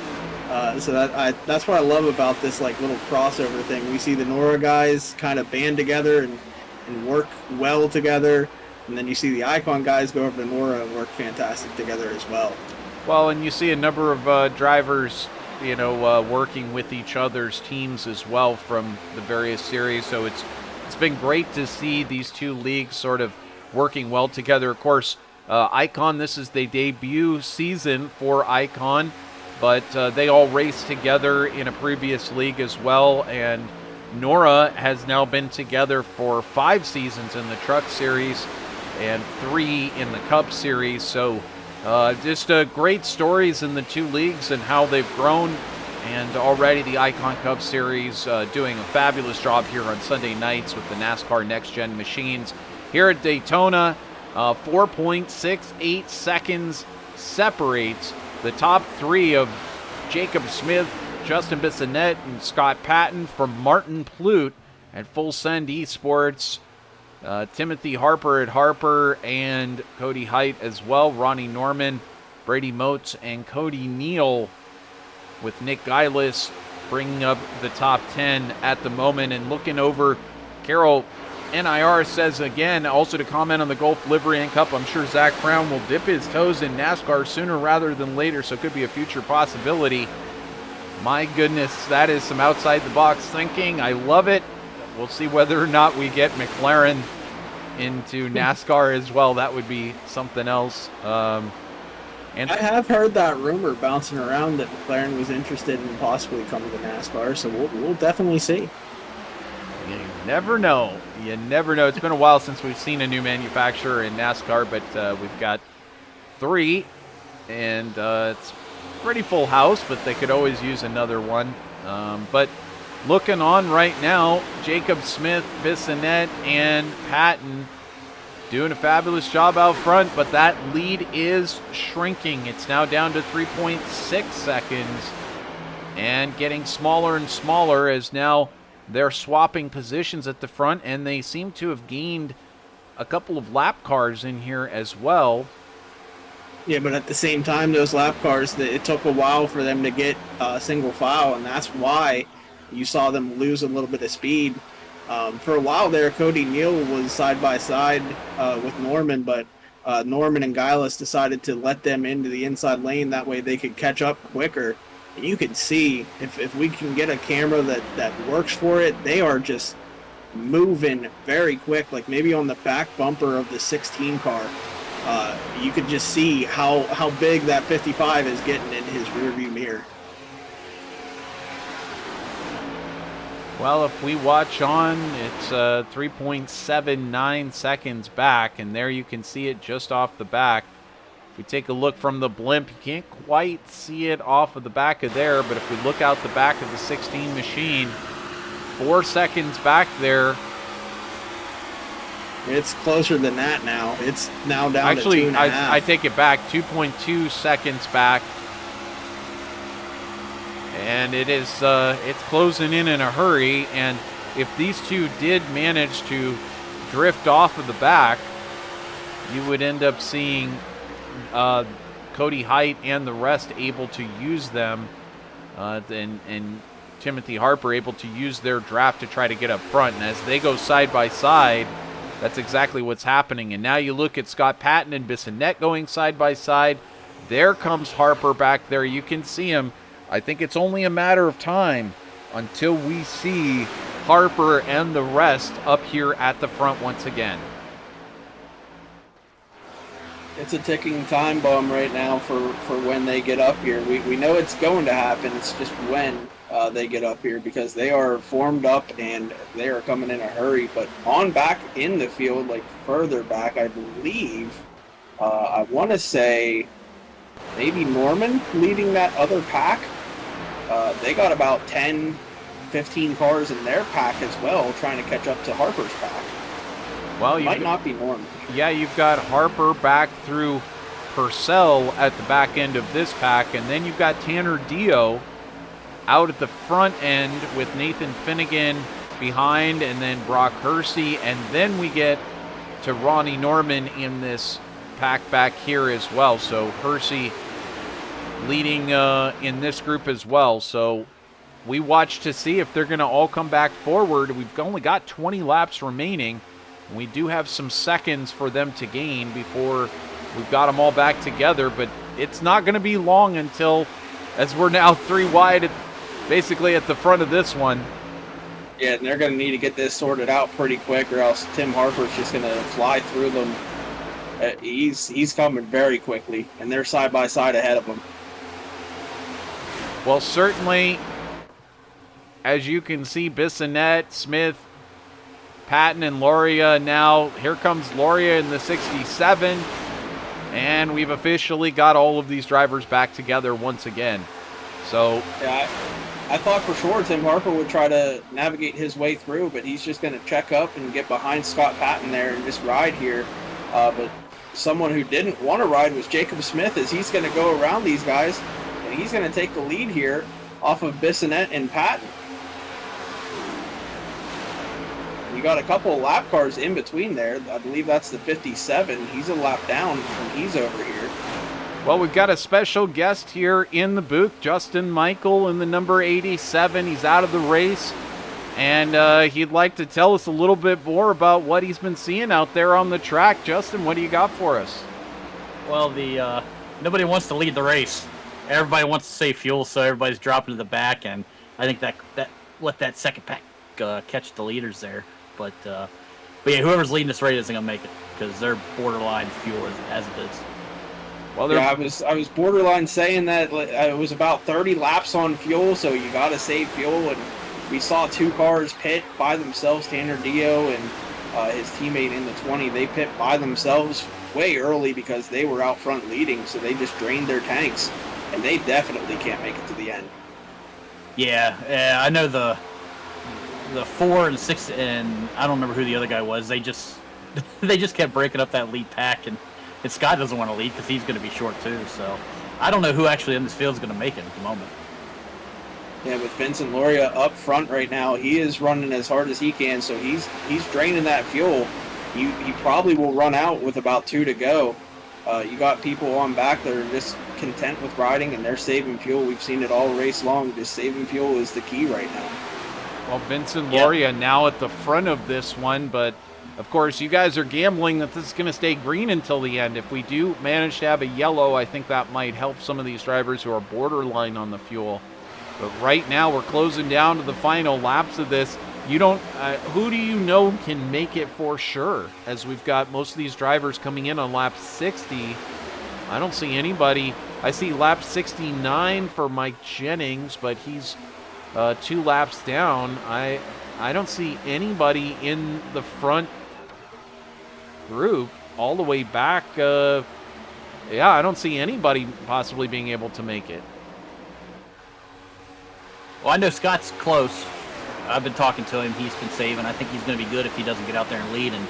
And that third pack just formed up with this group, so it's one big, huge pack again. One big happy family here in the Icon Cup Series.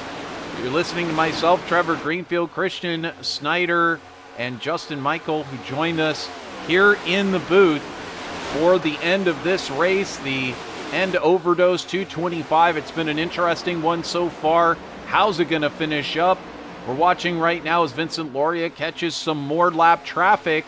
He's going to have to work his way around. Jacob Smith now in second place. Vincent Loria trying to get by. Watching on as he can see the lymphoma machine up in front. I believe that's Mike Jennings.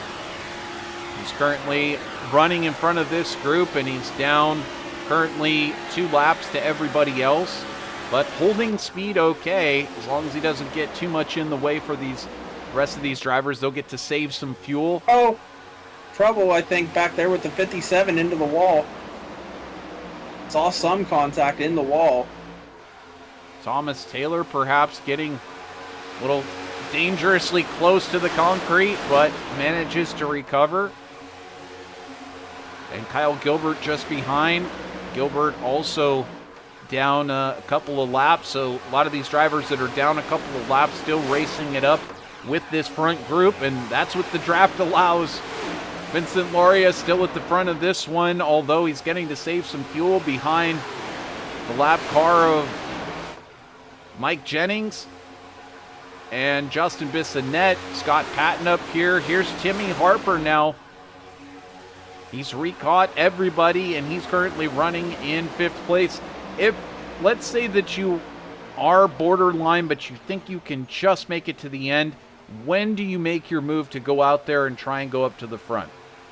That's the $1 million question. I don't know if maybe Justin knows more about that, but I could never get the recipe to make that move on the right time. Oh, trouble. Cody Height maybe goes up and touches the wall as he tries to join Tim Harper up there on the top line, and as a result, they start drifting back. Harper now... I think Ryan Patty got the worst of that. He got on the apron and got real loose, and that broke up the pack behind them. Well, Harper... They're starting to get racy here. Harper back into 7th place, and as you said, it is getting racy. I wonder how long Lauria can afford to sit behind and wait this one out behind Mike Jennings. I really don't think that front pack's going to do much right now. It's the back people trying to get up front that's going to really be causing the issues and causing the side-by-side racing. These front guys, if they're smart, top 5, 6, 7, they're going to stay single file until probably 2 to go. Well, to follow up on what Trevor asked, Justin, when is the right time to make a move? And you know that's a hard question because it just depends on how much fuel you got. If you if you're leading, you use about just over half a gallon a lap. If you're 3rd or 4th, you use just under half a gallon a lap. So it's real hard. If you might just come down to the last lap because if you do it any sooner, you're just going to go and run out of gas and go right to the back.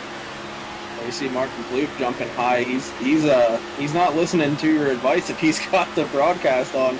He's pulling up and he's going to try to take the lead here. Now Bissonnette going to go up and block this momentum. Let's see if he stays behind him. I don't know if Martin has any help. He does. My goodness, Tim Harper. Luke getting a nice push forward from Harper. Is it going to be enough to push him? Well, now he's definitely behind Bissonnette up there in front, as they have officially formed 2 different lines here at Daytona, racing down the backstretch with just 11 laps remaining. Oh, and they're around. That was Cody Neal in the 56, turning around and still getting plowed into by Ryan Patty. I was just about to say there's a lap car ahead and they're too wide. Let's see how they get through it, and they were not able to make it through. Looks like Tim Harper, Nathan Finnegan, quite a few of these front runners involved. Let's see it from Harper's point of view. Harper now in the pits. This is what Tim Harper saw just up in front.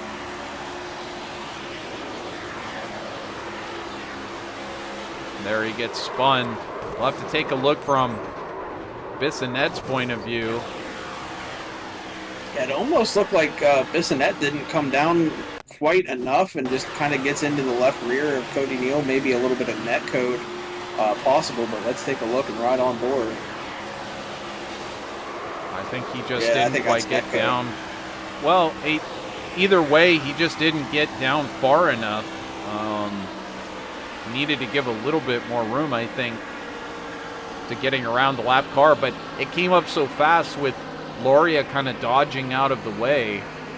There really wasn't much that he could do. We'll now take a look from Finnegan's point of view. If we can get over to that car, and now everybody coming into the pits. We'll take one look here, one final look at this one. So it looked like Finnegan got a pretty good chunk of concrete on this one. We'll watch. Yeah, Ryan Patty, big hit too. He blinked out through it and almost got lucky. I don't think he got any contact through that. Well, there you go. Internet coming in clutch for him. Ryan Patty with a sizable hit. We did see this one. We watch on from Patty's machine, the number 30. Patty having all kinds of issues here tonight. Tries to slow down for the incident. Gets into contact with the 6, the 56. Up into the wall. No place to go at that point, just a passenger. He was slowing down for the incident and just got tagged from behind and got sent sideways into it, so nothing he could really do on that one.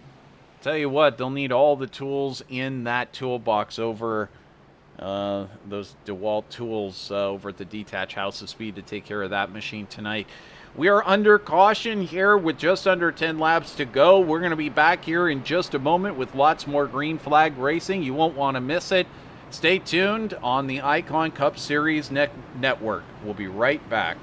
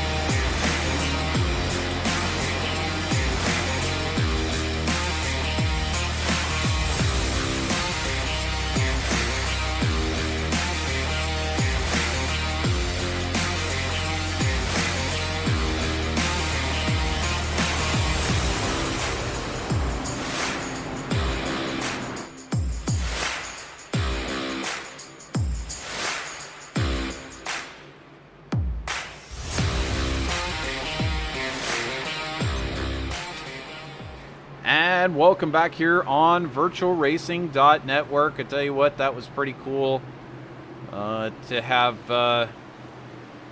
to be joined here in the booth. It's very great to have Justin Michael joining us, and of course one of the great racers here in the Icon Cup Series, and sad to see him out. You're watching live here on VirtualRacing.Network. It's round number 8, the Icon Cup Series regular season.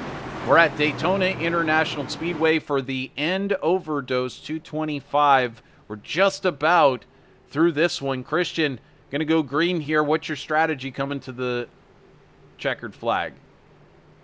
My strategy would be try to win the race any way possible. So a lot of these guys, you know, there's only 4 races left, so this is their opportunity to win and get in as we are green flag back at Daytona. We are green once again here, and it's Jacob Smith in the lead with Vincent Loria in second, Justin Bissonette in third, Scott Patton in fourth, and Cody Height now moves to the inside. He'll take over fourth position. Sean Purcell right there again as well. Here's Height on the outside. He's going to try to bring it forward. Cody Height on YouTube up into third for a moment, but now it looks like Bissonette struggling as we head down the backstretch. Bissonette trying to cover with the 46 coming down behind Patton.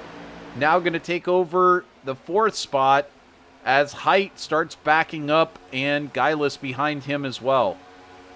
Oh, Patton came up there. I don't know if he had help, but he came up and doored Cody Height, but Height going to stay straight, and he's going to have a good run here on the 0-6. Let's see if he takes a 3. No, he's going to help Bissonette for now. But the reason that Bissonette had an issue earlier was because Cody Height came down and side drafted him back. Lost all of his momentum, but now he's going to pull up in front of Cody Height, and he's going to push him out front into the lead here.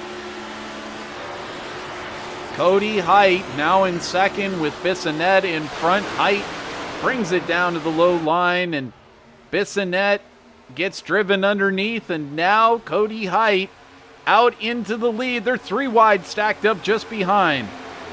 Yeah, Martin Plute, he takes it 3 wide, trying to lead that outside lane. Now Cody Height going to come up and block Plute, but Plute going to get around him anyways on the outside.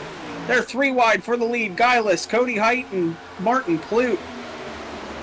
Bissonette falling backwards in a hurry. Here comes Brady Moats into the center of your screen. Martin Plute for Full Send Esports, giving a good run to the number 55. So far, we stay green.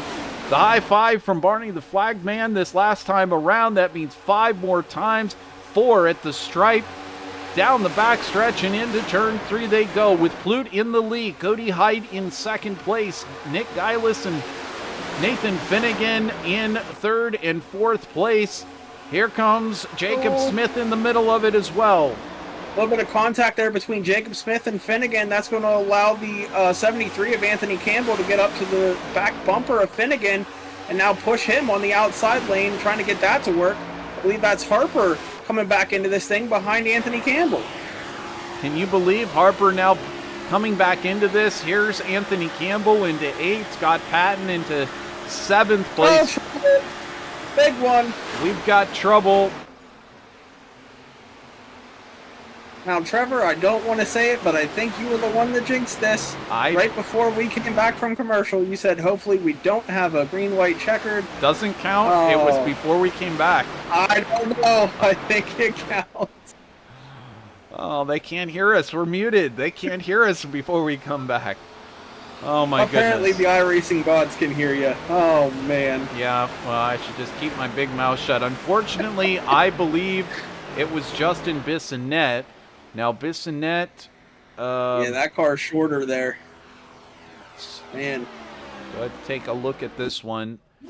It's Bissonette in the yellow car, middle of the screen. He pulls up behind Brady Moats.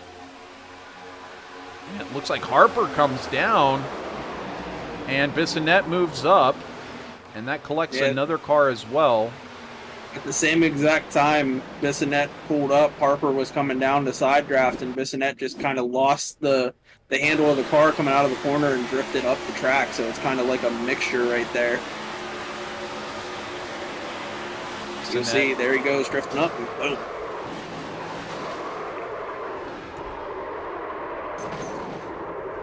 Well, Bissonette was just up at the front. It's how quickly you go from leading a race to destroying a race car. Watch one more time from, this time from Harper's point of view, as he had a good look at this one, and we'll see what it looked like. There on the inside, you'll see a yellow flash come into the picture. Harper had moved down just a little bit. I mean, it's really just 2 cars trying to occupy the same place on the track at the same time. And from that view, he barely came down at all. Just kind of moved ever so slightly. But with Bissonette kind of losing the handling of the car and drifting up the track, they just kind of met right there in the middle lane. Well, Bissonette and Harper moved down onto pit lane. Brock Hersey down there getting some service as well. Stephen Tuck still taking on service. And Stephen Dombrowski saying that Bissonette's car now looks more like a Corvette. It does. You know, it got shortened up a little bit. I tell you what, I've seen this play out before, having a car in the lead for an overtime finish. Hopefully he doesn't pull a Todd Slauson here.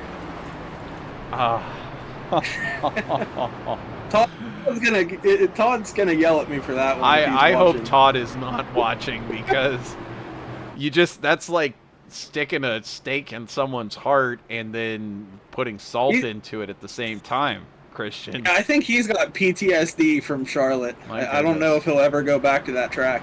It's real. I mean, I've gotten PTSD from making mistakes on the track for sure. And you're like, don't do this, don't do that. You can just feel it echoing through your body like, oh, don't do this, don't do that.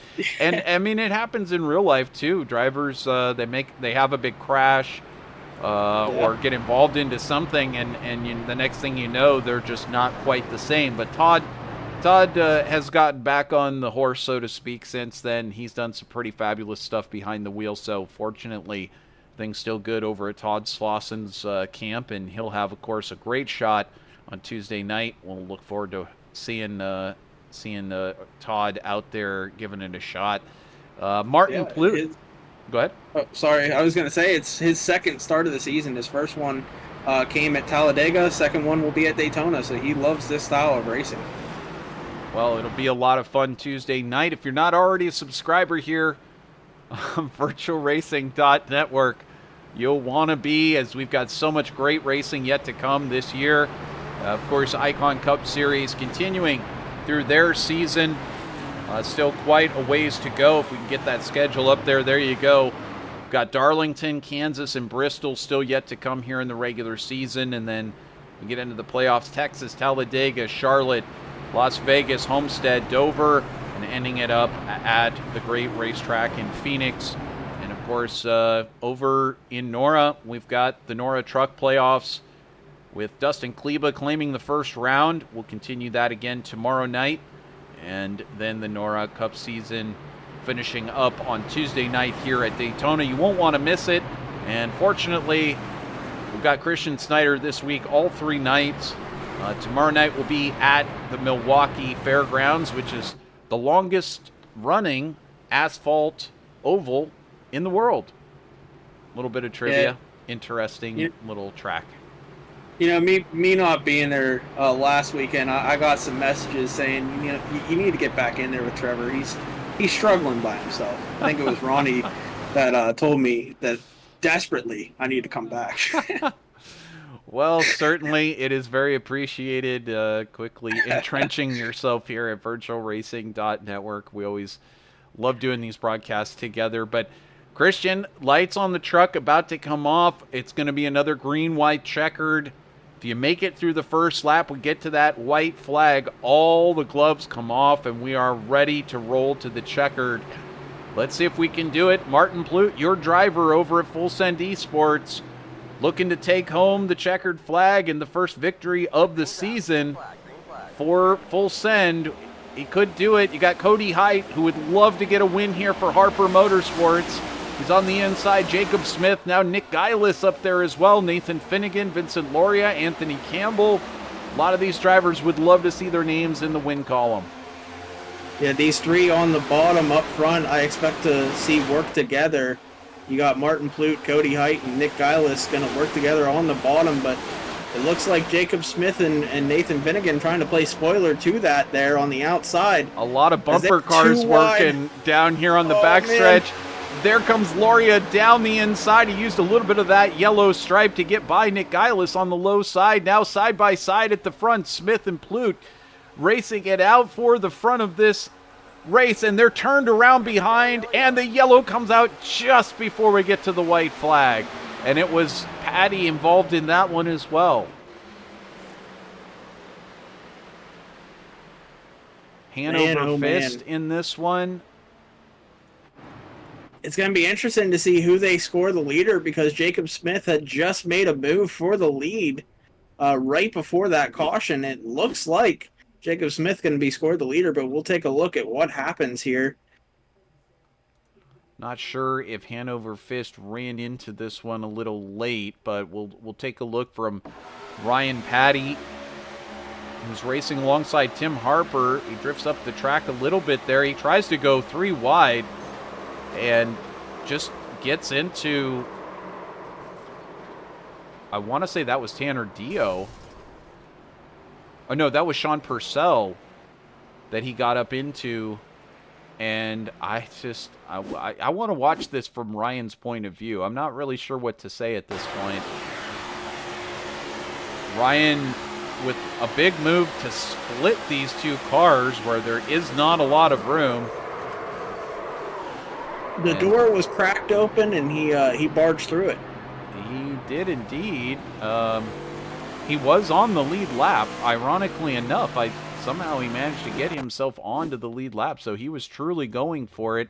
Let's see what it looked like from over at Sean Purcell's point of view. As you'll see, Ryan Patty enter the picture here, stage left. I think it was actually Tanner Dio. Oh, it was Tanner Dio. We'll go back, saw the white car from a distance on these little screens and couldn't quite see which one it was. Oh, I think at the same time, I think Dio was thinking to go low on the 37. Because I saw him start to come down a little bit, and that's why the door closed for Patty, because he was catching the 37 very quickly here. Watch from Jacob Langley's point of view. This is what he saw out his rearview mirror.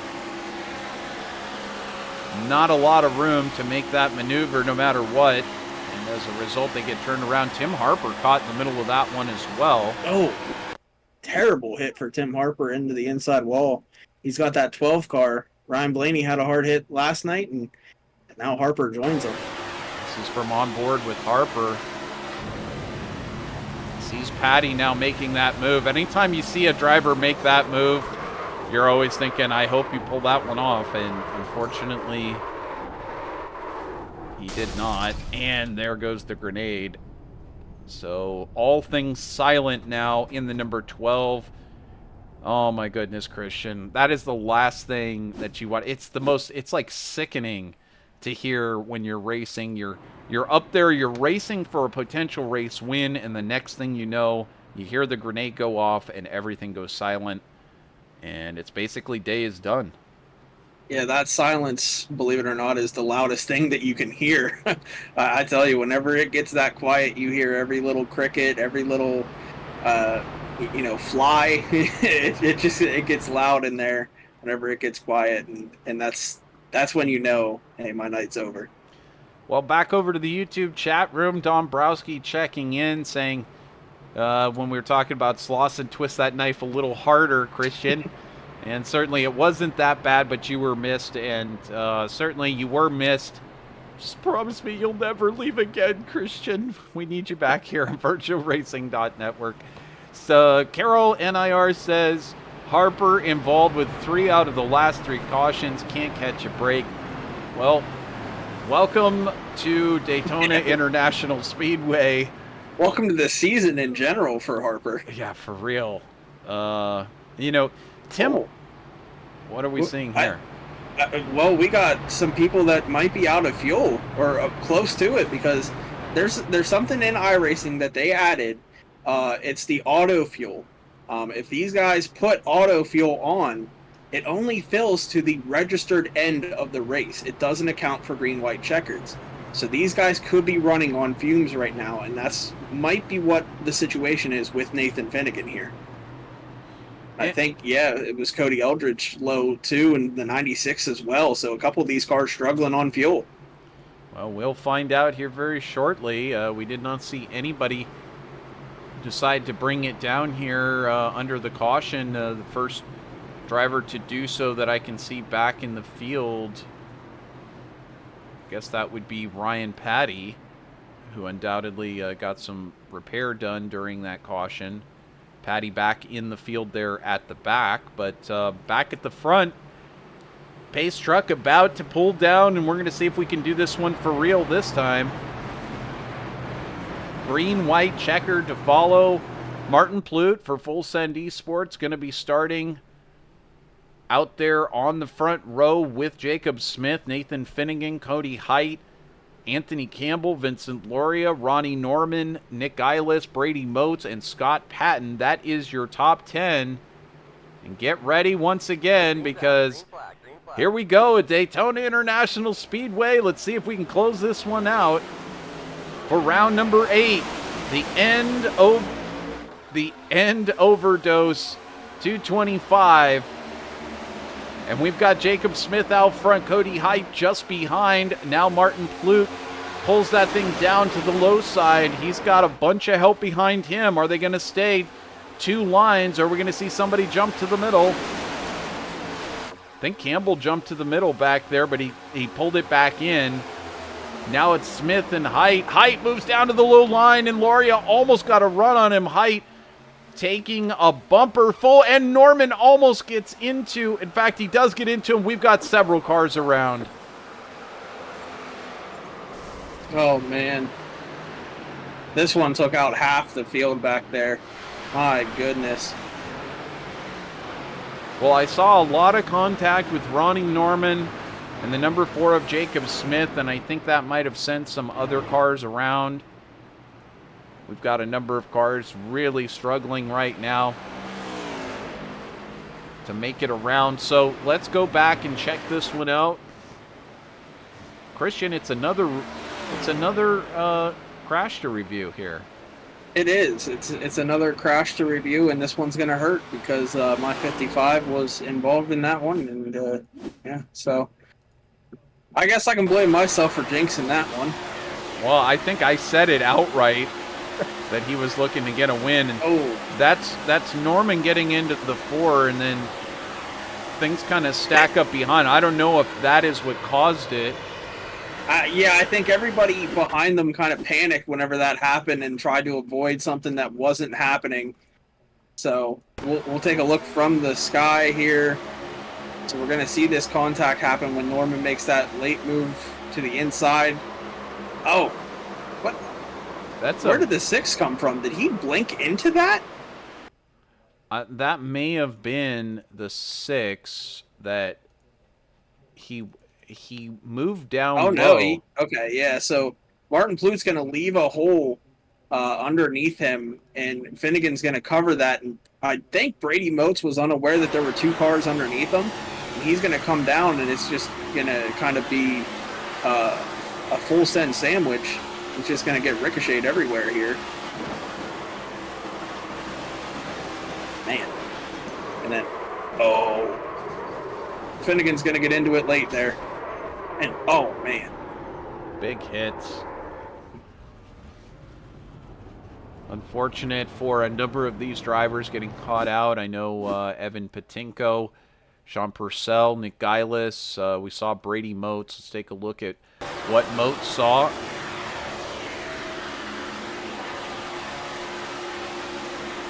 Yeah, so he sees the 4 get loose. He goes down to let the 4 go by, but the 4 doesn't actually end up losing too much momentum. And Brady's unaware that there's 2 cars side by side underneath him, and it's just on from there.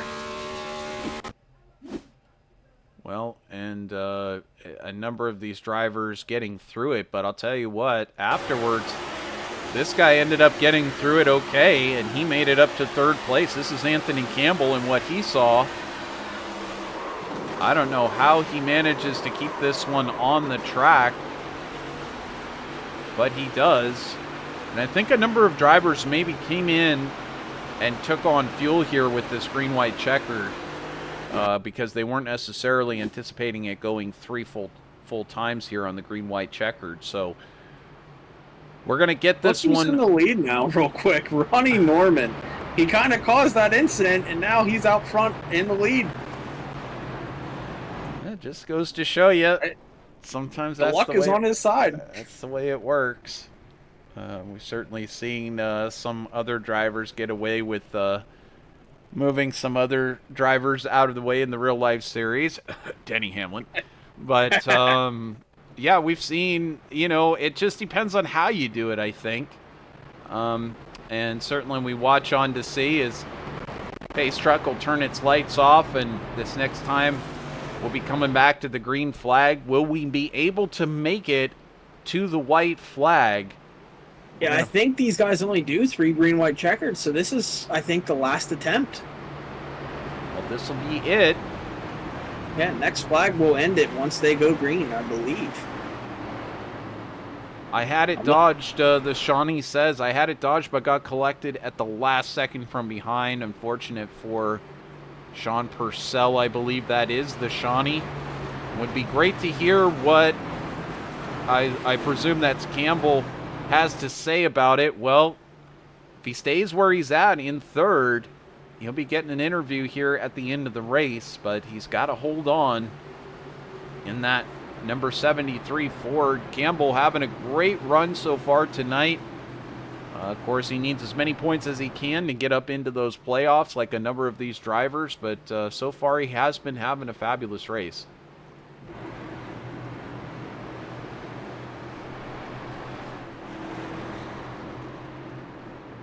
And I don't know what the winning move is going to be here. There's so many things that can happen for you to win at Daytona. You know, we could see Ronnie Norman just pull away with this thing and block both lanes and win. We could see some aggressive three-wide racing, side drafting, some door banging. You just never know which Daytona you're going to get whenever that green flag drops for the last 2 laps.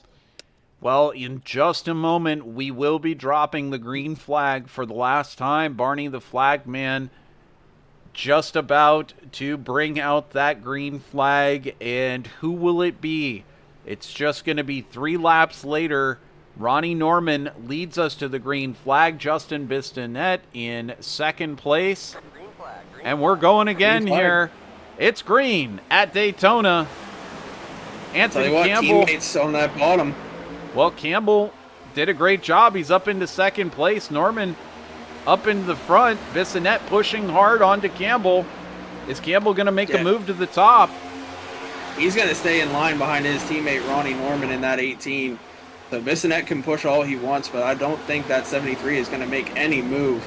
He's going to stay committed to his teammate at Harper Motorsports. He may block for him. Well, Norman's going to block Patton. Now 3 wide here. Patton, a huge move with Patty just behind, and they're wrecking just behind. And that is going to bring out the caution, and that will end it with Scott Patton being declared the winner when the yellow came out. He was in the lead with Ryan Patty in second, Vincent Laria in third, Anthony Campbell in fourth, and Ronnie Norman back in fifth. And, of course, it was Nathan Finnegan, Martin Plute, and Brady. Or no, I think I have the wrong list there. Nathan Finnegan being listed as the one who got taken out there. We'll back it up and take a look at that one. Hey, real quick, Scott Patton was one of the guys that was short on fuel. He has to make it around to take the checkered flag under pace. So if he runs out of fuel right now, he will not win this race. But Cody Height involved, Brady Moats involved, and Finnegan taken out of this one.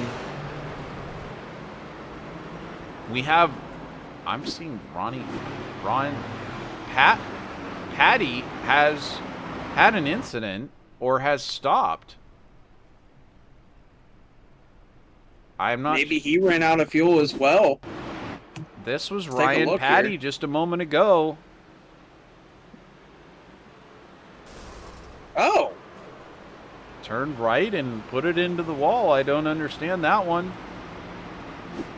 But we're just finishing up, and Scott Patton is going to be declared your winner here for the End Overdose 225. He makes it to the start-finish line with Vincent Laria in second, and Anthony Campbell, in his debut for Harper Motorsports, gets third place. Ronnie Norman in fourth, and Justin Bissonette will take fifth place. What an amazing end to this race. And the fans over in the YouTube chat room are shocked. But Campbell, top 3, Scott Patton takes your win.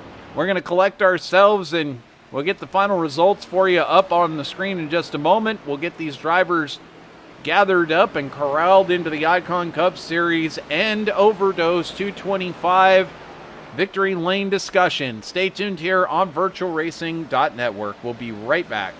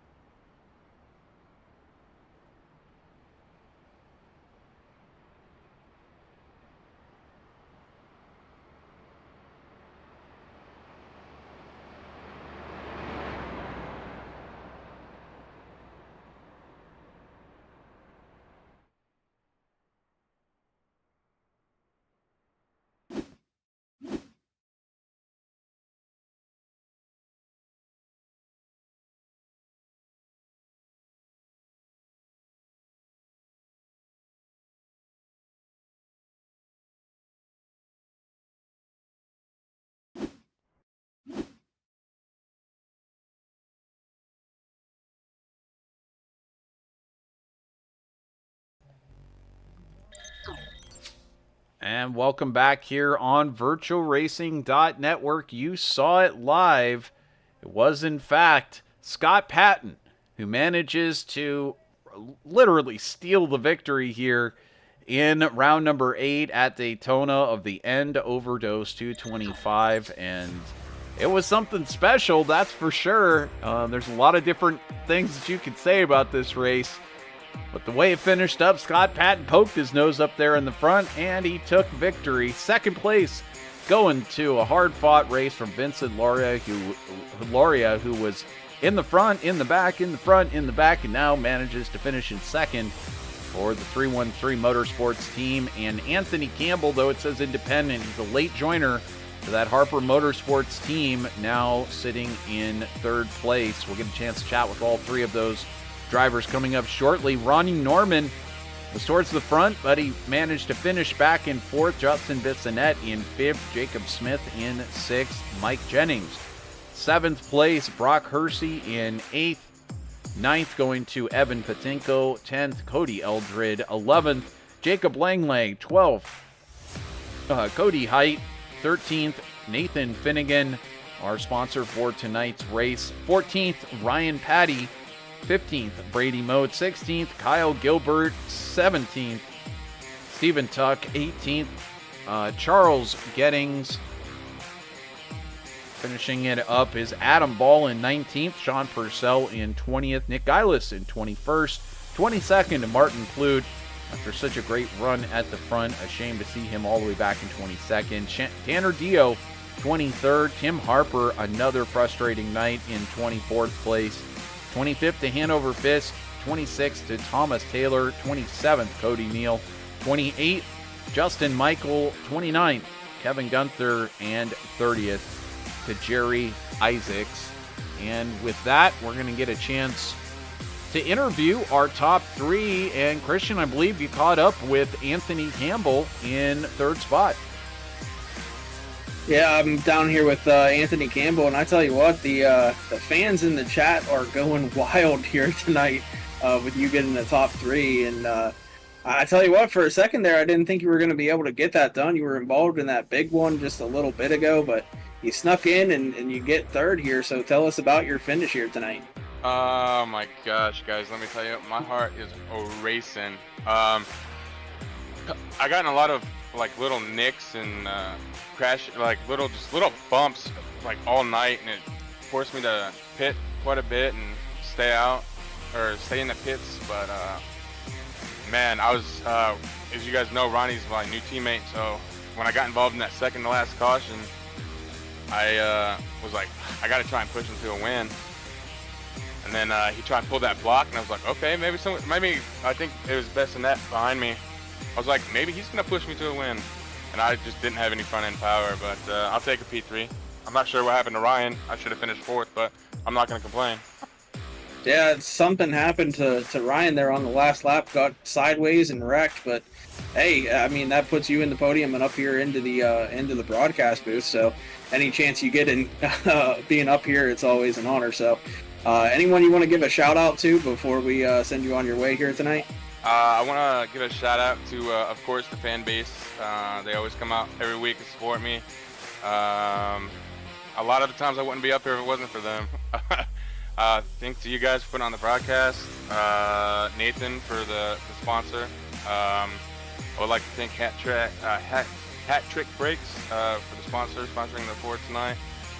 If you're into sports memorabilia and breaking cards of all sorts and sizes, go see them. Tell them I sent you. And then Mr. Harper for allowing me to be a part of this great team, and for the paint scheme you all saw tonight. I think that's it. Hi, Mom. Well, you got 3 more races before the playoffs start. I'm not sure if maybe your goal is to win one of them and get locked in, or if you're going to be a part-time racer here. So what's the situation with that, and do you think you can get a win in the next 3 weeks here? I'm gonna try and get in. My goal this year is race full time, get used to racing around everybody, and see what I can do. So we'll see how it goes. Not a real big fan of Darlington, but we'll put in the work and hopefully be up here again next week. All right, well, good luck the rest of the season, and congrats again on your podium finish here tonight. Appreciate it. Thank you guys so much. All right, and Trevor, I believe you caught up with our second place finisher, Vincent Loria, in that number 67 car. Absolutely, a great chance to catch up with Vincent Loria. He looked great all night long in that 313 Motorsports green Rolex machine. And Vincent, you managed to get up there at the very end. Congratulations, and get that second place. I know it means a lot to you, and you're racing 4 points here and trying to get into those playoffs. Talk us through your night and what it meant to you to take second place here tonight. Yeah, thanks guys. This Rolex 67 machine, it was flying tonight. Made a couple times where it was bouncing between the front and the back. Trying to save fuel, find my teammates, all that fun super speedway stuff. But I'm super happy with the P2. Obviously there was a little unfortunate mistake with Ryan Patty at the end. So I should have really been P3, but either way, I'm happy to get a podium. From a super speedway, these things, a lot of the time they fall down to chance. So I guess I was one of the lucky ones today. Well, talk us through that. You have split seconds to make decisions, inside, outside. It's a lot of people want to make it sound like, certainly in hindsight, it's easy to make every decision that you race with, but you got to make a lot of decisions at once, right? Yeah, for sure. I mean, everything happens so fast out there, especially with this car and this package. You get some massive runs, some people coming up on you quick. I try not to think too much about the decisions I'm making. If it feels right, I do it. If it doesn't work out and I end up losing a couple spots, just try to recollect and get myself back towards the front. I felt like that's what I did here tonight a bunch. Kind of bouncing around back and forth between positions, and like I said, work my way back up to second. So I'm super happy with that. Well, it was a fun race to watch you move forward and backwards. Certainly, there was one driver who felt like maybe you passed below the yellow line. Did you feel like you made a move below there, and was that something you're allowed to do tonight? Yeah, well, I know that the league says that passing below the double yellow in super speedways is not allowed. I don't know exactly how they define passing below the double yellow. From my cockpit, I saw him move up the racetrack. Even in the replay, my left sides are on the line. People a lot of times think Daytona super speedway, two lanes, but there's clearly three out there. I thought he was going up to either squeeze or side draft that top line, and I saw the two people in front of him come back down. So that's typically how you make a lot of passes out here. Kind of cutting people out of their line and killing that draft and sending them back. But I don't think I broke any rules. Even if I didn't, I think I still would have gotten the same result. So that's my stance on that. Definitely. Well, an amazing run to second place, of course, following Scott Patton and Ryan Patty through the middle of as the seas parted. You went right down the middle and you followed them into second place. Who would you like to thank for tonight's run to second? Yeah, I'd like to thank, first and foremost, the 313 Motorsports team, Cody, Jacob. Unfortunately, Brian wasn't able to make it tonight. He got hit by some storms here in Michigan, so, connectivity issues on his end, but, them mainly, and then, I got a couple people in my corner, from the driver's side.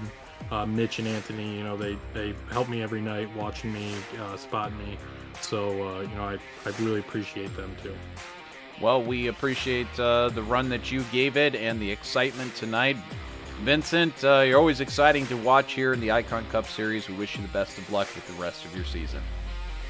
All right, thank you very much, guys. Appreciate it. My pleasure. So that is Vincent Loria, driver of the 67 for 313 Motorsports, and he followed two other cars that kind of came out of nowhere and busted this one wide open, and one of those drivers managed to hang on to take the victory as chaos unfolded behind, and believe that's Scott Patton, who joins us now, the driver of the number 46.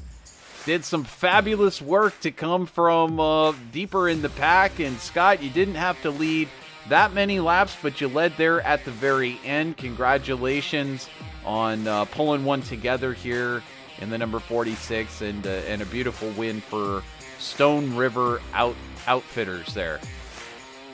That it is. How about that one, Trevor? We led nothing all night except for the very last one when it counted. So, yeah, heck of a run for this 46 Chevy, and that was a blast there at the end with these guys. That was something else to watch you come from back there. Now, were you sizing this one up, or are you saying, I'll let these guys lead the rest of the race, and then if I can just somehow have Ryan Patty behind me and some other strong cars, I'll just make it through? How did you decide when to make your move, or was it just it looked like the seas parted and that's the time to go? A little bit of both, I think. Coming to that the last green-white checker restart, I had Justin, my teammate from Bandit. He was helping me out, and I kind of told him during the yellow, hey, I'm not looking to push this too hard, or I'm not looking to certainly wreck anybody for this win, knowing that we already have a win on the season. However, I told him, if the lane opens up, I'm willing to take it and give it to me, and he asked me during the yellow, he's like, you willing to go 3 wide? I said, yep, they give it to me, we'll take it, and that's exactly what happened.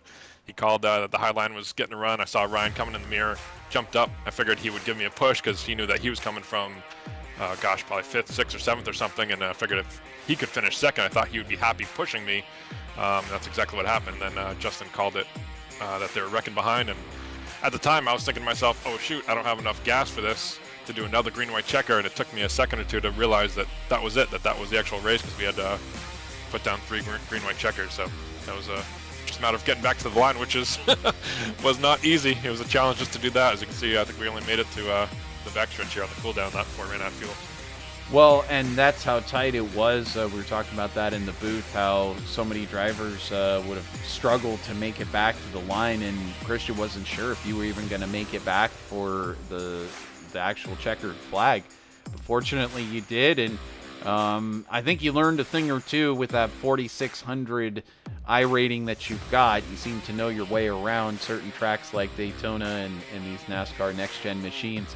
What was it like tonight? Did you just play the survivor game all night? Did you ever feel comfortable out there, or was it pretty much just wait until lap 88, sort of get yourself into position and then go for it? Yeah, the whole first half of the race was a matter of just staying out of trouble. Justin and I were kind of strategizing from the beginning without the qualifying, starting in the back. We have some strategies that we like to use for pit stops and whatnot if we can get one of these races to stay under green and come to pit road and really kind of capitalize at that point on other people's mistakes. Unfortunately, once Justin got taken out early in the race there through a couple incidents, I was kind of out there on my own. We had that green flag stop there, and we kind of broke away. And it was me and Jacob. I forget who else was out there. We had 4 of us, I think, maybe 5 of us that broke away 5 seconds or so. But then it was a cat and mouse game, but nobody wanted to lead because it was like 30 laps to the end. We knew we were right on the margin for fuel. We were kind of leapfrogging each other, playing that game of nobody wanted to lead, but we knew we had to keep going in a single file line. But then that pack behind us obviously caught us from 5 seconds back, and it was kind of on from there. And then the wrecks kind of stacked everything up at the end, and then it was a whole different strategy from that point. But the whole time I was kind of telling myself, I'm here for the best result I can. If I can help somebody, whatever, but I'm not going to push it too hard to certainly cause a wreck. But like I said, the Steves kind of parted there in the last lap, and I think I would have been a fool if I didn't take that one. Well, it was a lot of fun to watch you pull this one out of essentially nowhere. We saw Ronnie Norman. He was up there fighting for the lead, but saw your run coming with Ryan Patty just behind. He tried to move up and block you, but he just couldn't do it. You chose correctly and went to the center. We're able to basically steal this win here tonight. Who would you like to thank? I'm guessing it starts with the folks over at Bandit Motorsports. Yeah, certainly. Those guys do a lot of help. Having a teammate like Justin, as dedicated as he is to sacrifice and be taken out early in the race, but then also to stick around for the entire race. I guess to help you guys with the broadcast too. Definitely. I was kind of alone by myself for a while, and I was like, oh, you took my spotter away. But he did a nice job up there and came back to help me out when it counted, so when the pay window was open. So yeah, them and New England Racing Museum, Dr. Dick Bergeron's project up here in the Northeast. We'll give them a shout out here. They're open all during the week. We're on the property of New Hampshire Motor Speedway there. And like I said, Stone River Outfitters too for all your fly tying needs. Check them out, StoneRiverOutfitters.com. Good buddy of mine, Matt LaVenture, owns that place. He does a great job up here in New Hampshire. Well, pleasure having you here, Scott. Always fabulous to see you running on Sunday nights, and we'll look forward to seeing what you can do with the rest of this season here in the Icon Cup Series. Heck yeah, appreciate all you guys' help. Appreciate you guys. Have a great night. You too, my friend. So that is Scott Patton, driver number 46 for Bandit Motorsports. He takes victory here. And Christian, this was a lot of fun tonight, but of course, the theme tonight was quite serious. As we'll take one more look here, and of course, this was all about ending overdosing on opioids, and that was the theme tonight. Hashtag end overdose 225. It's a very serious cause. We're very fortunate to have been able to discuss it. Thank you to Nathan Finnegan for bringing it to our attention, and of course, lots more information available at those links below.